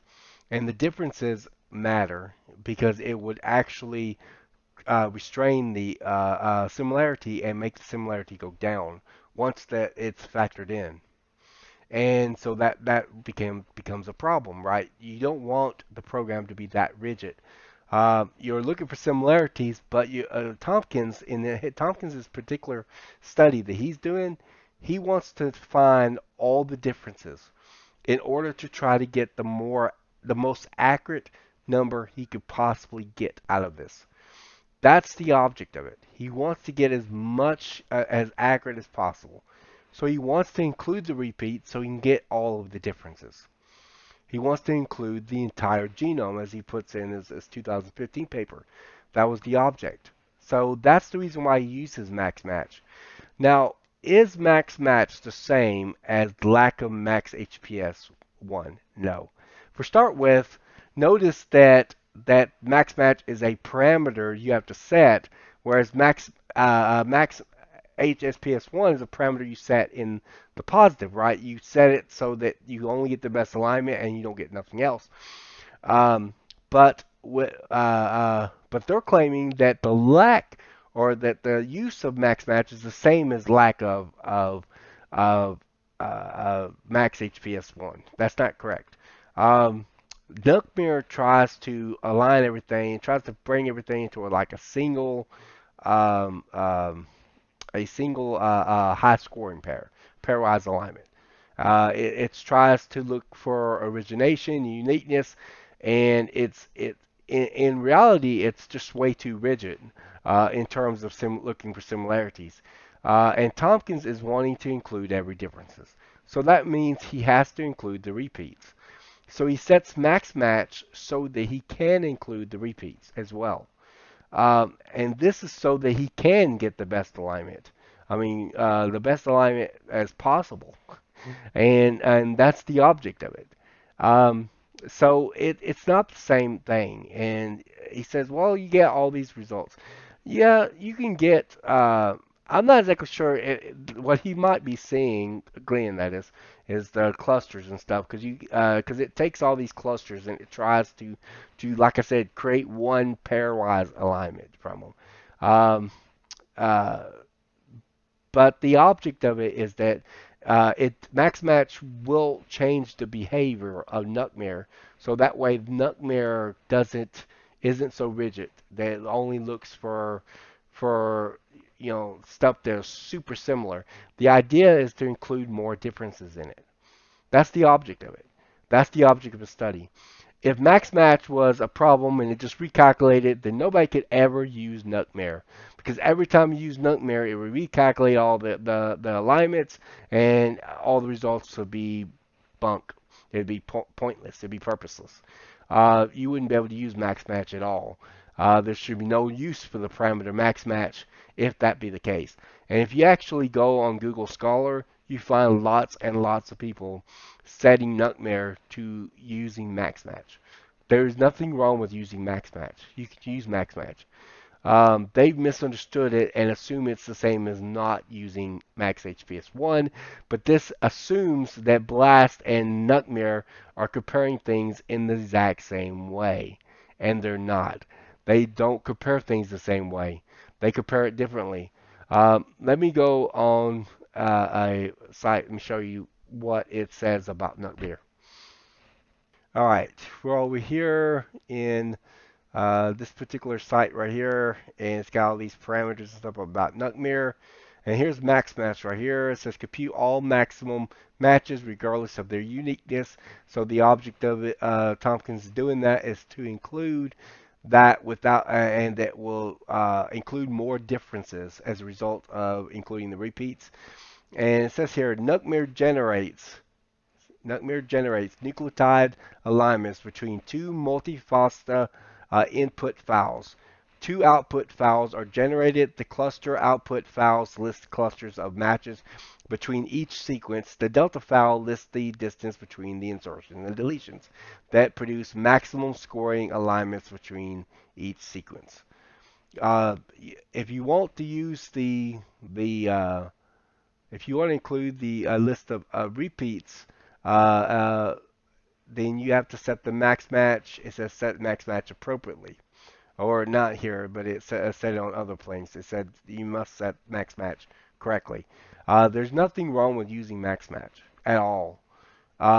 This is the way that Nightmare actually is, because Nightmare is actually designed to try to find exact matches. It's too rigid is the problem. By including max match, what Tomkins is doing is that he's including more differences in his comparison. That's what he's doing.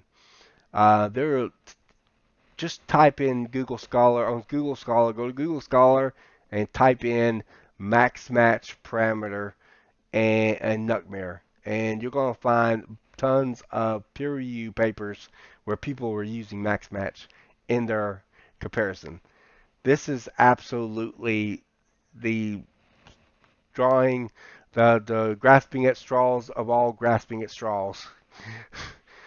This is what Tomkins is trying to do. He's trying to include more differences. This is not the same as what Erica did. What Erica did was she didn't include the parameter max HSPS1 parameter, which included all sorts of other high scoring pairs. Again, it's not the same as Nightmare. Nightmare includes these clusters. These clusters are then tried to align to make one pairwise alignment and that sort of thing.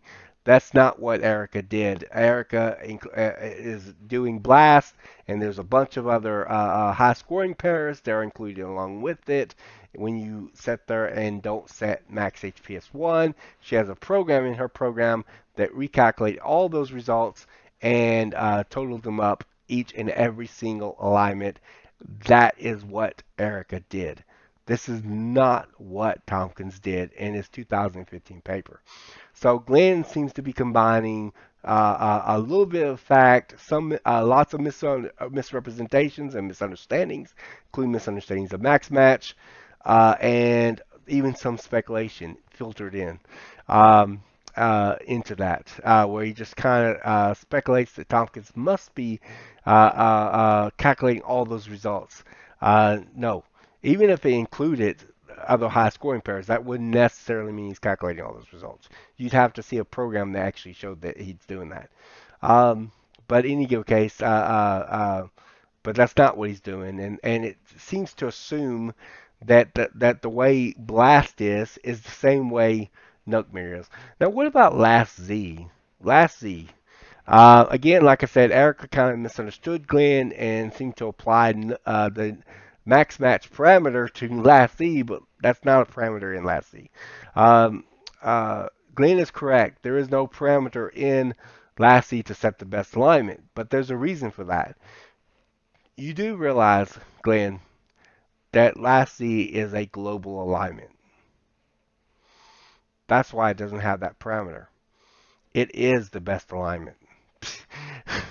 When you do Last Z, it is the best alignment because it's the best one-to-one match because you're doing an entire sequence. That's the difference between a local alignment and global alignment. Global alignment, you're always doing areas of local alignment, right?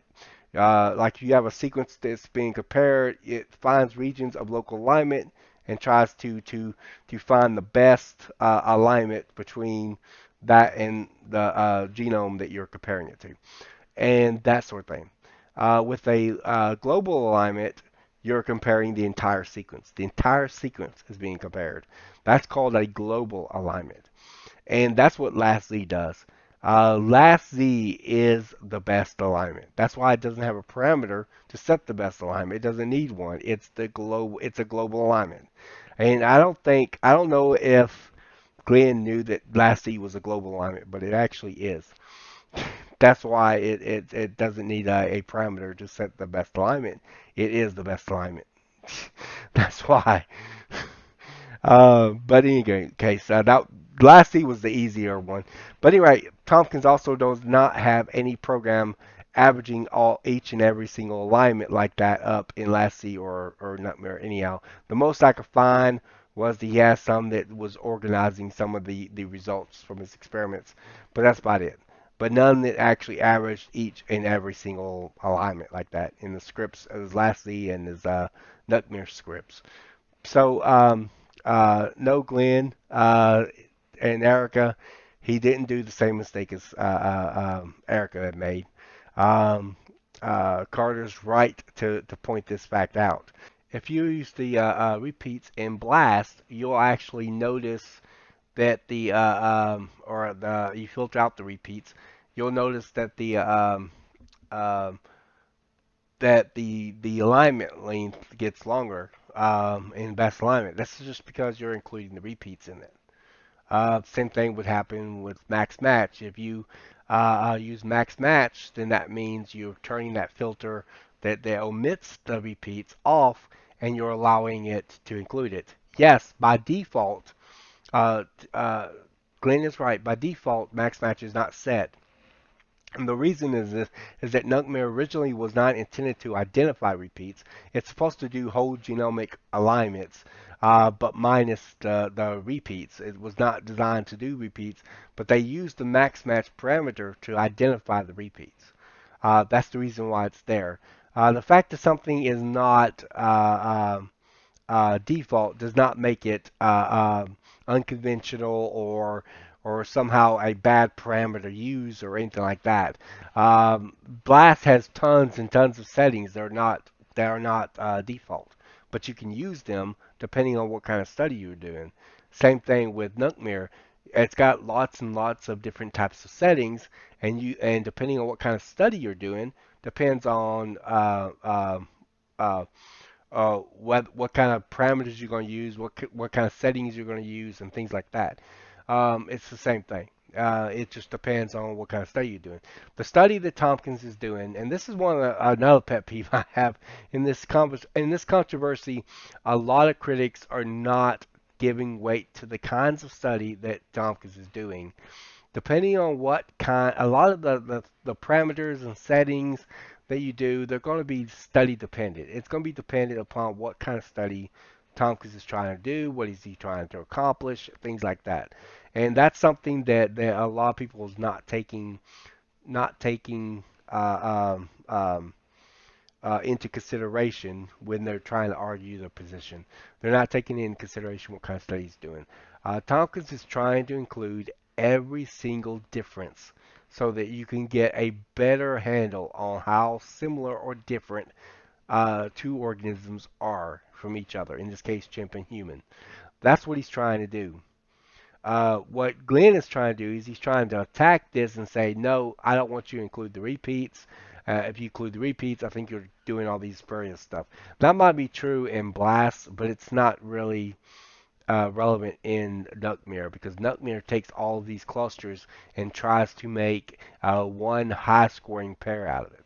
So it's not like multiple high-scoring pairs. It's a single pairwise alignment that it's trying to generate. Um, Trying to generate the best one-to-one alignment and that sort of thing of a larger segment of DNA. That's ultimately what it's trying to do. And I think he kind of misunderstood what Nuckmere does and tries to. I think he tries to assume that it's the exact same as Blast. Now, if you asked him, now Glenn's a smart guy. If you asked him and you talk to him about it, I'm sure he will understand that these are two different algorithms that are very different from each other, that do compare things in different ways.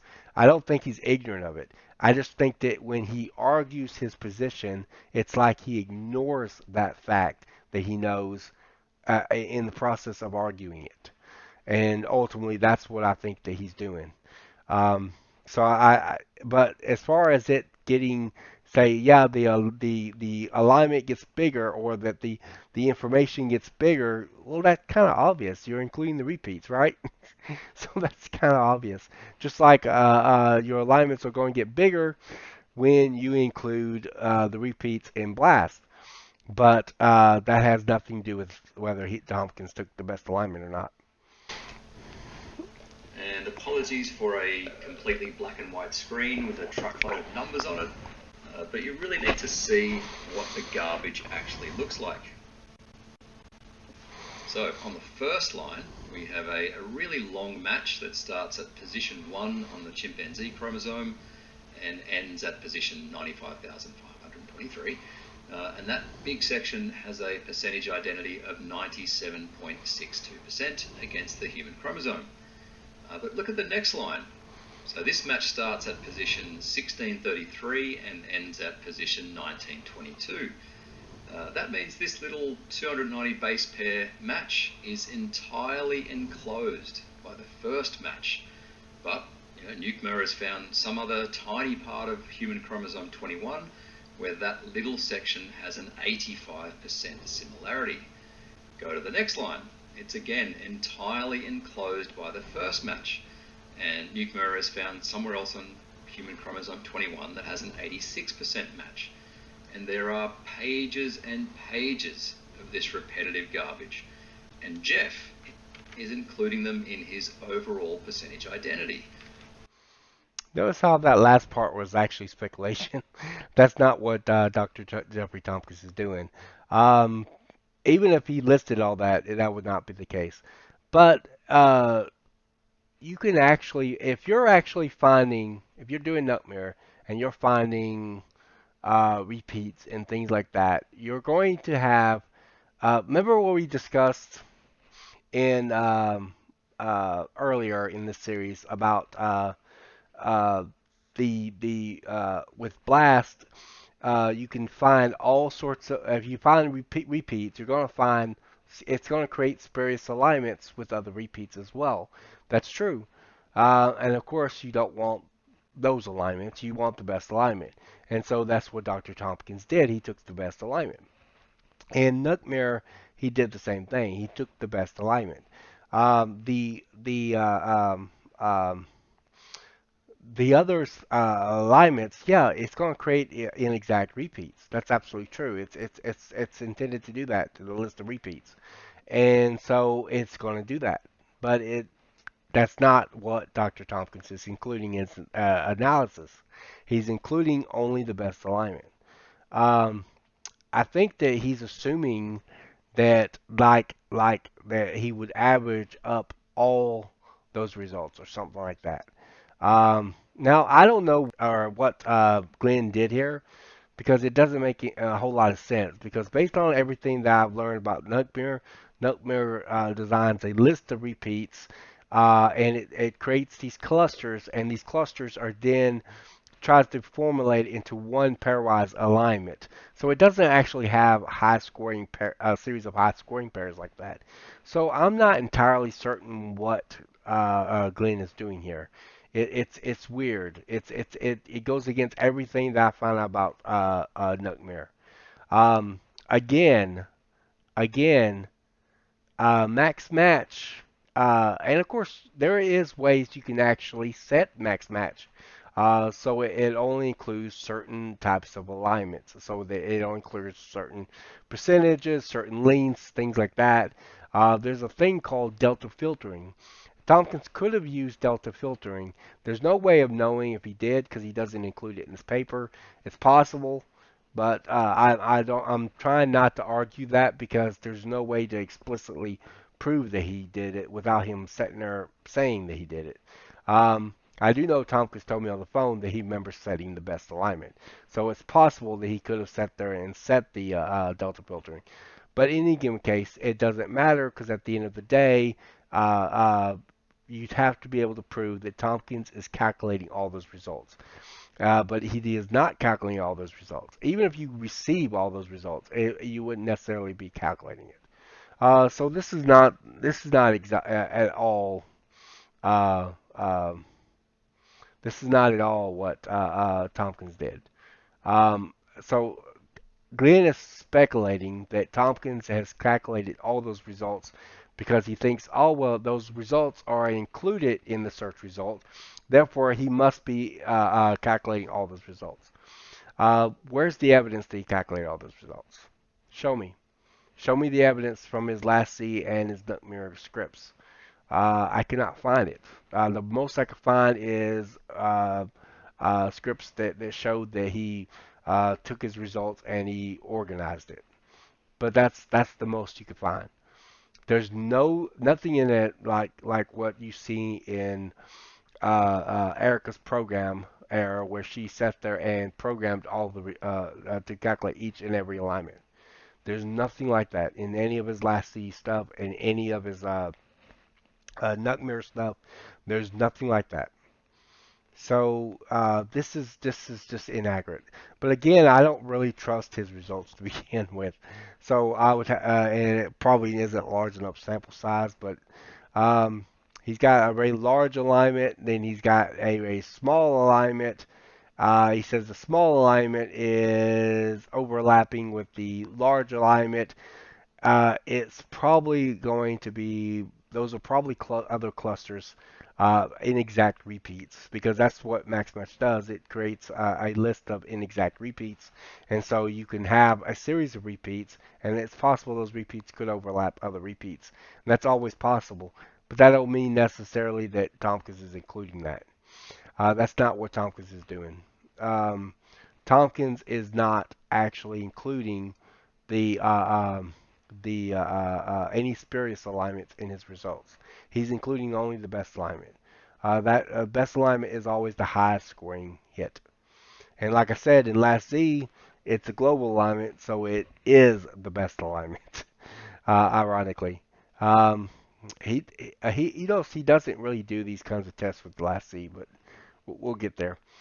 But anyway, as far as that goes, I think those are all just like clusters of like like partial list of repeats kind of thing. But that's not what Tompkins is including. Tompkins isn't including those in his search results. Um, and by the way, the reason why there's a lower percentage of the smaller repeats is because it includes less different. It will include more differences that way. You can end up including more differences that way by including smaller one because it will trick the algorithm to allow more differences, and so it would be lower than say a larger segment of DNA. And that's why he's getting 88%. In fact, we can calculate a brute average on that file, and what do you know? We get 88% just like Jeff. This is confirmation bias. Despite the fact that Carter had flagged confirmation bias with Erica, of course the critics still do it. They actually completely ignored what Carter said about that. Essentially, they're just saying that, oh wait, I get similar numbers, therefore I must have done exactly what Dr. Tompkins did. That's confirmation bias. It doesn't take into effect that just because you get similar numbers don't necessarily mean that this is what Tompkins did. That's the thing. But this is confirmation bias. But then I wondered what the similarity would be if we didn't use max match. So I ran the stats on each of the 4 combinations, and here are the results. Right, so if max match is off, we only get about 94.6% identity, and I thought that was a little bit low. So I had a look inside one of these files, and funnily enough, there is still a little bit of garbage, but nowhere near the amount you get when you turn max match on. So you've still got that first hit of about 95,000 base pairs, but you've only got about a dozen spurious matches before you get to the next decent alignment. I can't be bothered trying to work out what the overall similarity would be if you took out all those completely enclosed matches, but my guess is that it would be up around the usual 97%. The files are in my GitHub if anyone wants to try. All right. Uh, Ironically, okay, this one's interesting. Glenn took max match off and realized, oh wait a minute, we still get overlapping matches. We still get uh, uh, some of the well, he considered them spurious. I don't know if I considered them spurious because, like I said, Nunkmere and Blast are not exactly the same thing. The way in which Nunkmere compares things is different, very different than the way Blast does. It is worlds apart in terms of the way they compare things, and so these could be considered like clusters of inexact matches. If you want to call them spurious matches, you could, but I'd prefer to use the term that they use in the Nuckmere manual, and they call them clusters of inexact matches. And the irony of it is that whether max match is on or off, it still produces that result. Okay, because that's the way Nuckmere is. It's not the way Max Match is necessarily, but Nuckmere. The reason why you include more is because now you're also including the repeats. Just logical. You're including the repeats. That's the reason why you include more. So this is kind of interesting. It's almost like a light bulb just kind of flashed on in Glenn up above Glenn's head. So I'm glad he included this as part of his experiment. This is probably the more interesting one of his experiments that I liked because it showed, and I'm glad Glenn did that because usually when you do experiments, that's one of the things you want to do. You want to challenge your own assumptions. Glenn doesn't challenge his assumptions much, but when he does, he managed to say, "Oh, wait a minute, I guess." I do get results, some results. It's not as much as max match, but you still get them. Uh, so I'm glad he did that. This is, like I said, this is the more interesting area of his experiments that I actually kind of like that he got that. Um, but in any given case, But the thing that really stuck with me about this error from Tomkins was that it couldn't have been an oversight. He consciously chose to add that max match parameter. It's not on by default. And when I pointed this out to both Tomkins and Andrew Snelling way back in October 2015, I got a response that still baffles me today. So, Dr. Rob Carter, literally everyone in this little debate, so you, me, Erica, and even Jeff, knows that you need to take only the best hit. But here you've got pretty strong evidence that he intentionally included spurious hits in his results. no. You speculated that he included spurious hits in the results. You didn't take into account the way Nuckmare actually is. And third, you misunderstood the nature of Max Match and Tompkins' study because Tompkins' study was intended to include every difference. And in fact, Max Match is not a bad parameter to include. Glenn is right about one thing on that, that the max match parameter is not there by default. The reason for this, and Nuckmare actually tells you the reason for this, is because Nuckmare was originally not designed to do repeats. And so it's supposed to do whole genomic alignments of trying to look for as much similarity as possible. When you include the repeats, this lessens this uniqueness, the rigidness on looking for similarities, and it changes the behavior of Nuckmere. So because of that, is why it's not set their default. It's no different than the fact that the default of blast is dust, but you can set the parameter to no dusting if you wanted to include the repeats. It's not that it's in itself bad. If that was the case, it wouldn't be included. It just depends on what kind of study you're trying to do. Tomkins is trying to include every single difference, and by doing so, he can sit there and show the true, at least something closer to the true percent similarity between chimps and humans, and that's the object of it. And I'm not sure how much that Glenn understands that or accepts that, but that is what Tompkins is trying to do. Now he says, well, Tompkins did this intentionally. Yes, I agree. He did do it intentionally. He says in his paper that he did it. So, I mean, yeah, he did do it intentionally, but this doesn't mean deception. This doesn't mean he's doing something false or misdirecting people. No, max match is used constantly in peer-reviewed papers by geneticists who's using this in Nuckmere. So yeah, he is doing it intentionally, but not in some sort of deceptive sort of way. And he is including the best alignment every single time. He's not including the spurious hits. That's speculation.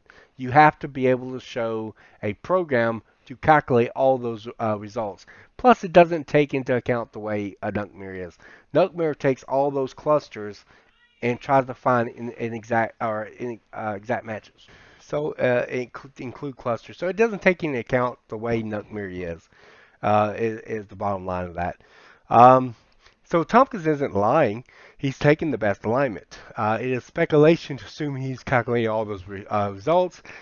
It doesn't take into account the way Nuckmere actually is and the way it compares things, because it's like worlds apart in the way Blast compares things versus the way Nuckmere compares things. And there's nothing wrong at all with taking max match as a parameter. People do that all the time. Geneticists do it all the time when they use Nuckmere. Are they calculating all those results too? But that's not the fact that you use max match doesn't mean you're including all those results in your search result or in your analysis. Bottom line is that Dr. Jeffrey Tompkins did not lie. He says explicitly in his paper that he omitted the filter for filtering out repeats. He wanted to include the repeats in there. He wanted to include every single difference.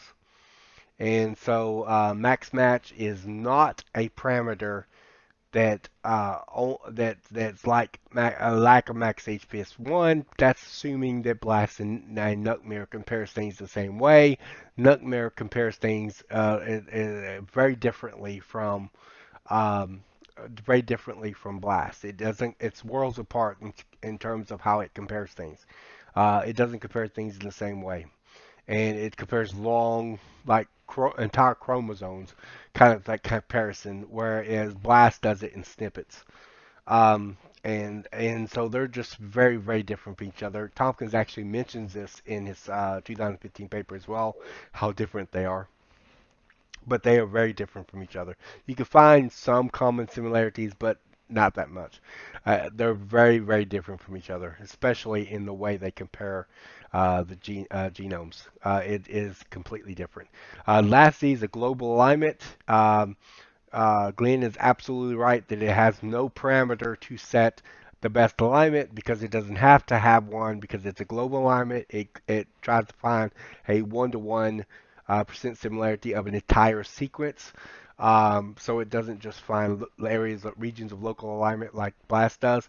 It lines the entire sequence, so one sequence against another sequence.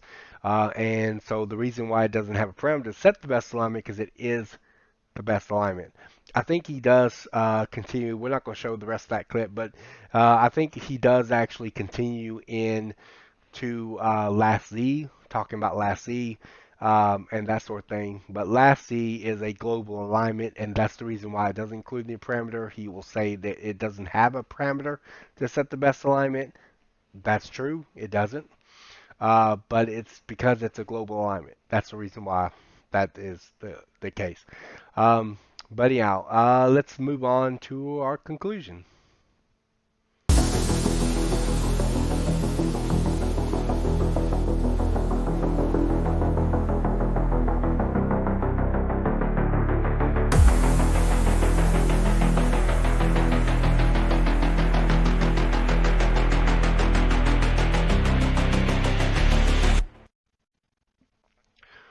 Well, we finally reached the end of our video here. So glad you stayed with me. I know it's been a long one.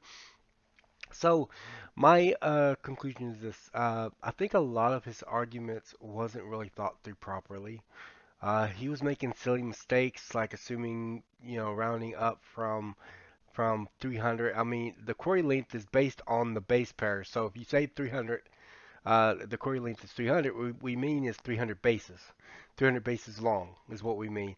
So 299.79 up to 300. What? Yeah, oh, 300, 299 point whatever, rounded up. And ironically, when Erica does the math on her Excel, she also comes up with like 299, something like that.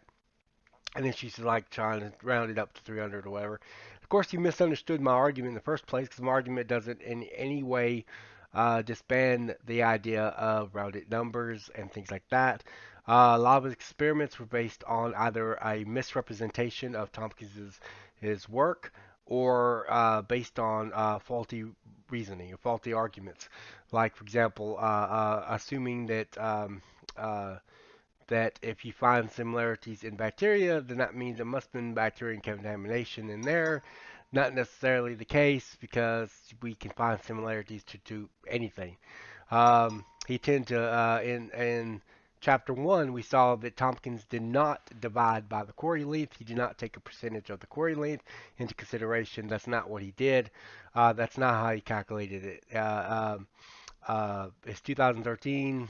Uh, uh, the response, Glenn's response to Tompkins' 2013 paper and study was completely bunked because of the fact that he had to have, in order for his argument to work out, he had to have the numbers exact. And if you do the math, it's not. Whether Tompkins rounded it or not is irrelevant because that would just make the argument stronger because that means he definitely doesn't have the numbers to be exact as a result. But he needs the numbers to be exact in order to try to make the inference that Tompkins must have did it this way. Because he doesn't have an actual confirmation from Tompkins. I have a confirmation from Tompkins that he didn't do it this way, but he doesn't have a confirmation from Tompkins that he did. His 2016 paper, Tompkins was very explicit that he took the average. Um, Glenn accuses him of doing the same thing there, dividing by the query length because he takes certain things in his GitHub account, in his scripts, out of context and misunderstood the meanings of them and just kind of went with his argument and assumed that Tompkins was calculating it based on this and he wasn't. Um, and this served this basically predominated his arguments forward. And of course, Erica. By the way, the reason I did not respond directly to Erica's video, because I know Erica did the same thing, because Erica's primary source was Glenn Williamson. The arguments originated with Glenn Williamson, not with Erica. Erica just basically shadowed Glenn. That's all she did. She just parroted what Glenn said and what Glenn claimed, and assumed that what Tompkins did because Glenn said he did it. But that's not what Tompkins did. It's not found in any of his papers. There's no evidence at all of Tompkins doing this way or calculating it this way as a result. So that also means that Erica's experiments were still wrong. She still didn't replicate Tompkins' method because she's assumed that Tompkins divided by the query length. And as a result, she took a percentage of the query. And that's not what Tompkins did at all. So, and of course, it has other faults and failures, and you're misunderstanding what we believe on created kinds and things like that. but um, uh, that that that that that became clear from her arguments that she was just shadowing Glenn. So that's why I responded to Glenn instead, because he was the originator of the argument. Um, but since Glenn is wrong about that, that also means Erica's wrong about that. Of course, Glenn had to try to step in for Erica because of how badly she had bombed the controversy because of a really bad mistake she had made. She came clean with it, repented of it, and everything, but unfortunately, she was making way too many mistakes. It wasn't just that mistake. That mistake probably was just the straw that broke the camel's back for everybody. But it's not just one mistake she made. She kept making mistakes. She was making really bad rookie mistakes in the process, and they were coming out and they were being publicized. And she was making these mistakes while she was trying to bash Dr. Jeffrey Tompkins' reputation and so forth. And it just was very embarrassing for the other side. And so Glenn decided to step in, take a more active role, and but he didn't fare any better because his arguments was also really bad. Um, so in chapter 1 we find out that Tompkins did not divide by the Coriolanus.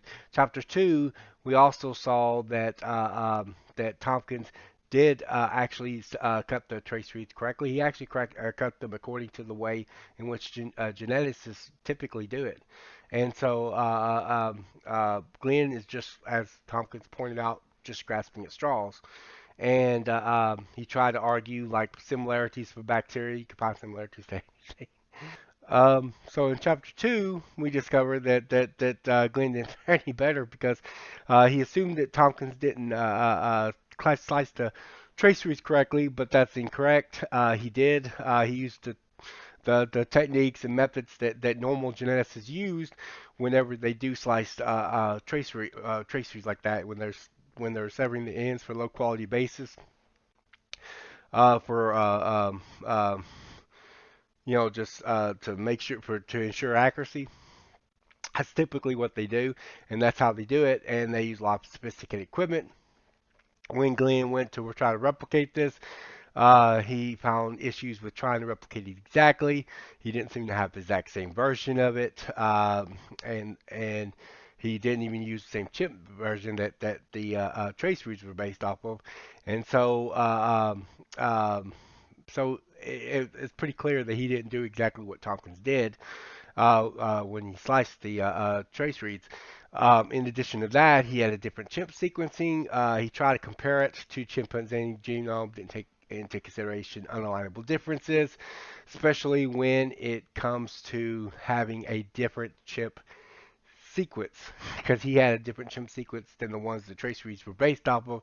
This means the letter and the positioning of the letters are going to likely be different. And so he had that problem. He tried to compare similarities with other bacteria. What Glenn should have done was he should have exercised the control where he sits there and compares it with other things outside of bacteria. The reason for that it would be to show that the that the reason that he's finding similarities with the bacteria is really just because the bacteria has the same four letters, the same four bases making up their DNA as every other organism on planet Earth. And that's the reason he's going to find similarities with it. What you also are going to find similarities with other things outside of bacteria. You're going to find, I did a comparison between ants and humans, and based on the block of uh,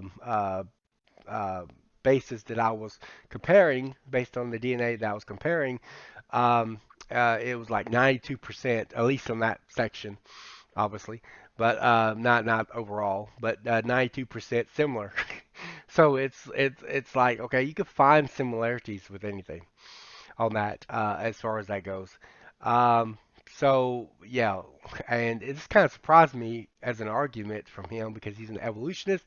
He often points to similarities because he thinks similarities means relatedness, and it's like, which it doesn't, but he thinks it means relatedness, and so it kind of so he knows that other organisms are similar when you compare them. So why in the world would he sit there and use this argument to mean that there must be bacteria in it? I don't know, but he did. Um, but clearly that was not the case. The trace reads were cut properly. In addition to that, he also assumed that Tomkins divided by the query length, and he used that calculation, search nucleotides with matched nucleotides, which Tomkins didn't do because he misunderstood certain scripts.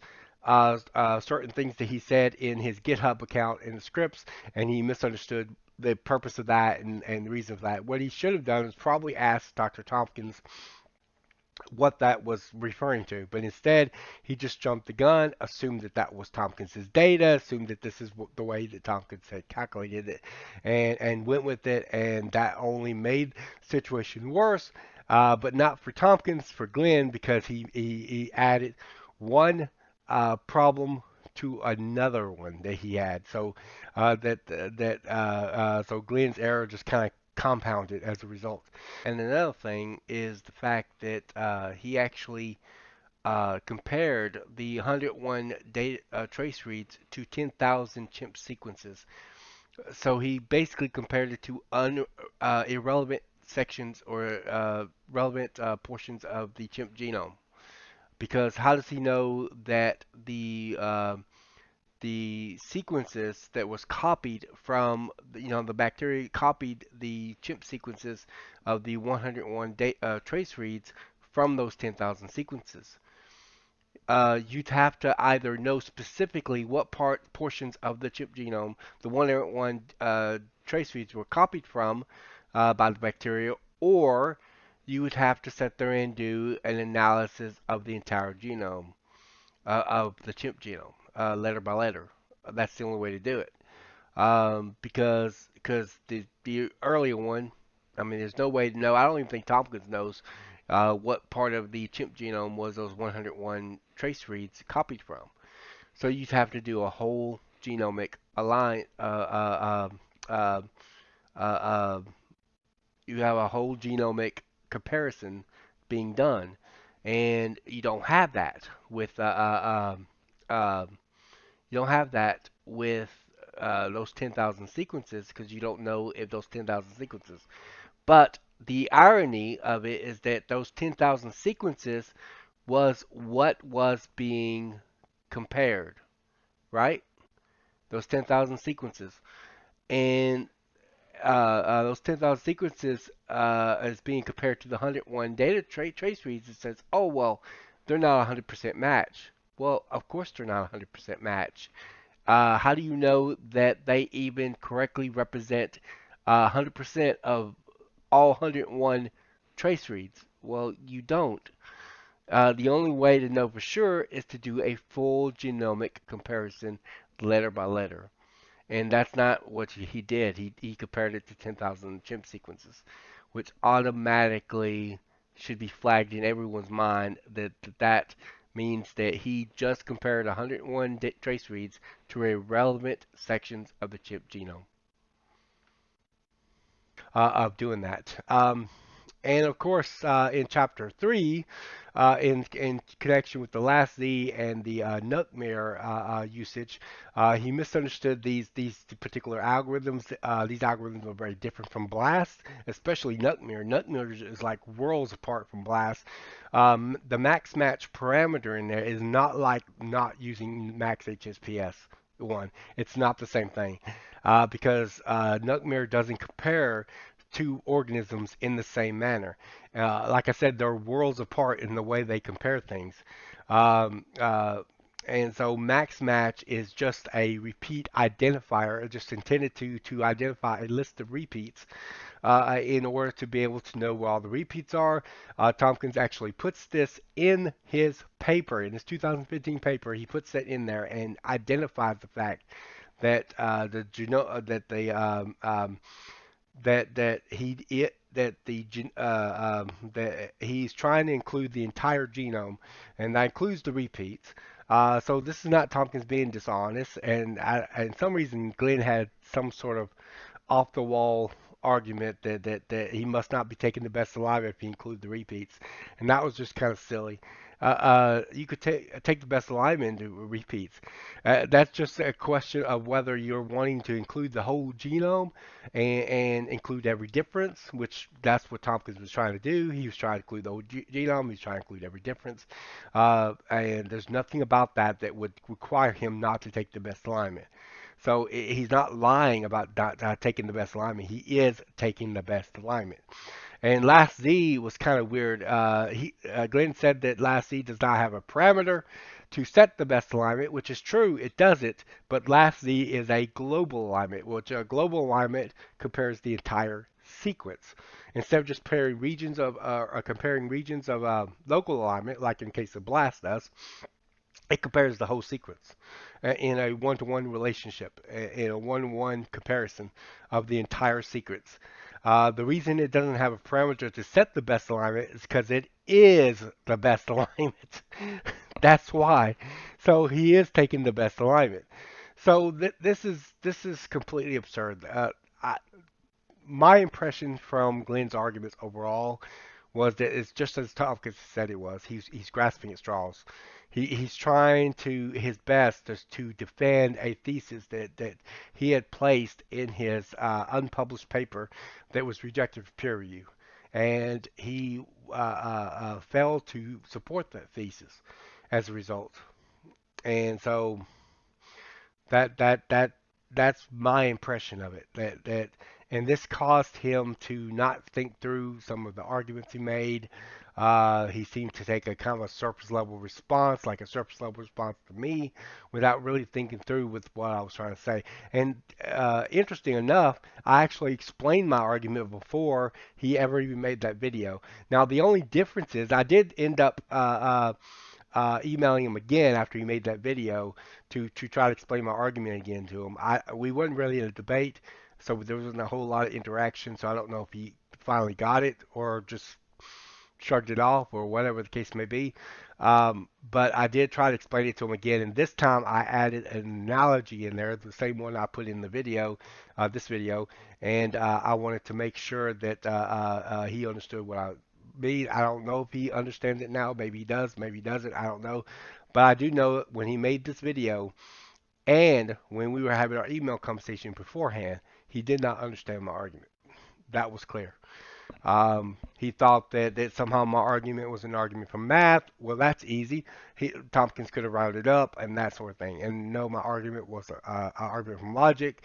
And my argument actually worked even better if Tompkins had rounded anything up.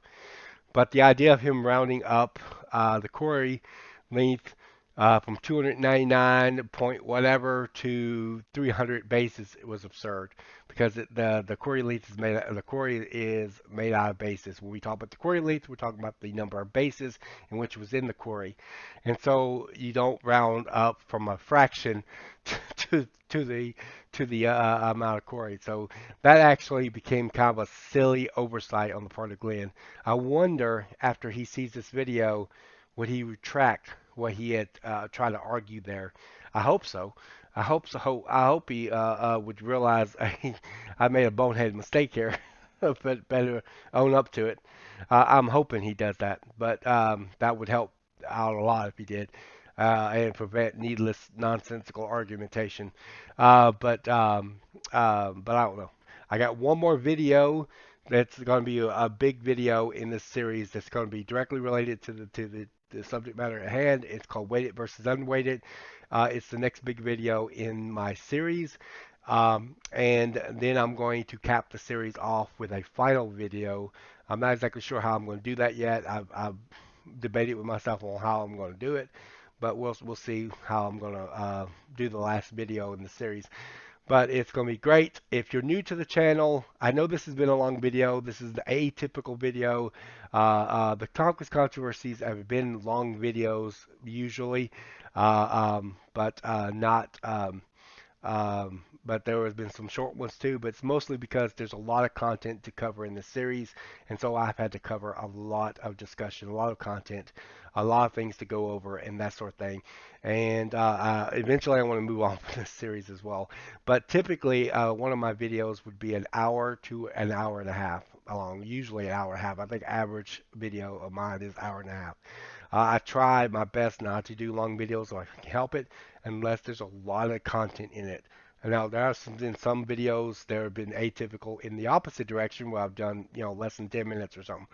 But in most cases, it's usually between an hour and a half. But like I said, unless I have a lot of stuff to cover, and the Tomkins controversy has been an atypical series, I've had a lot of stuff to cover in a lot of the videos there.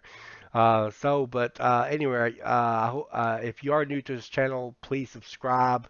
I try to post as often as possible.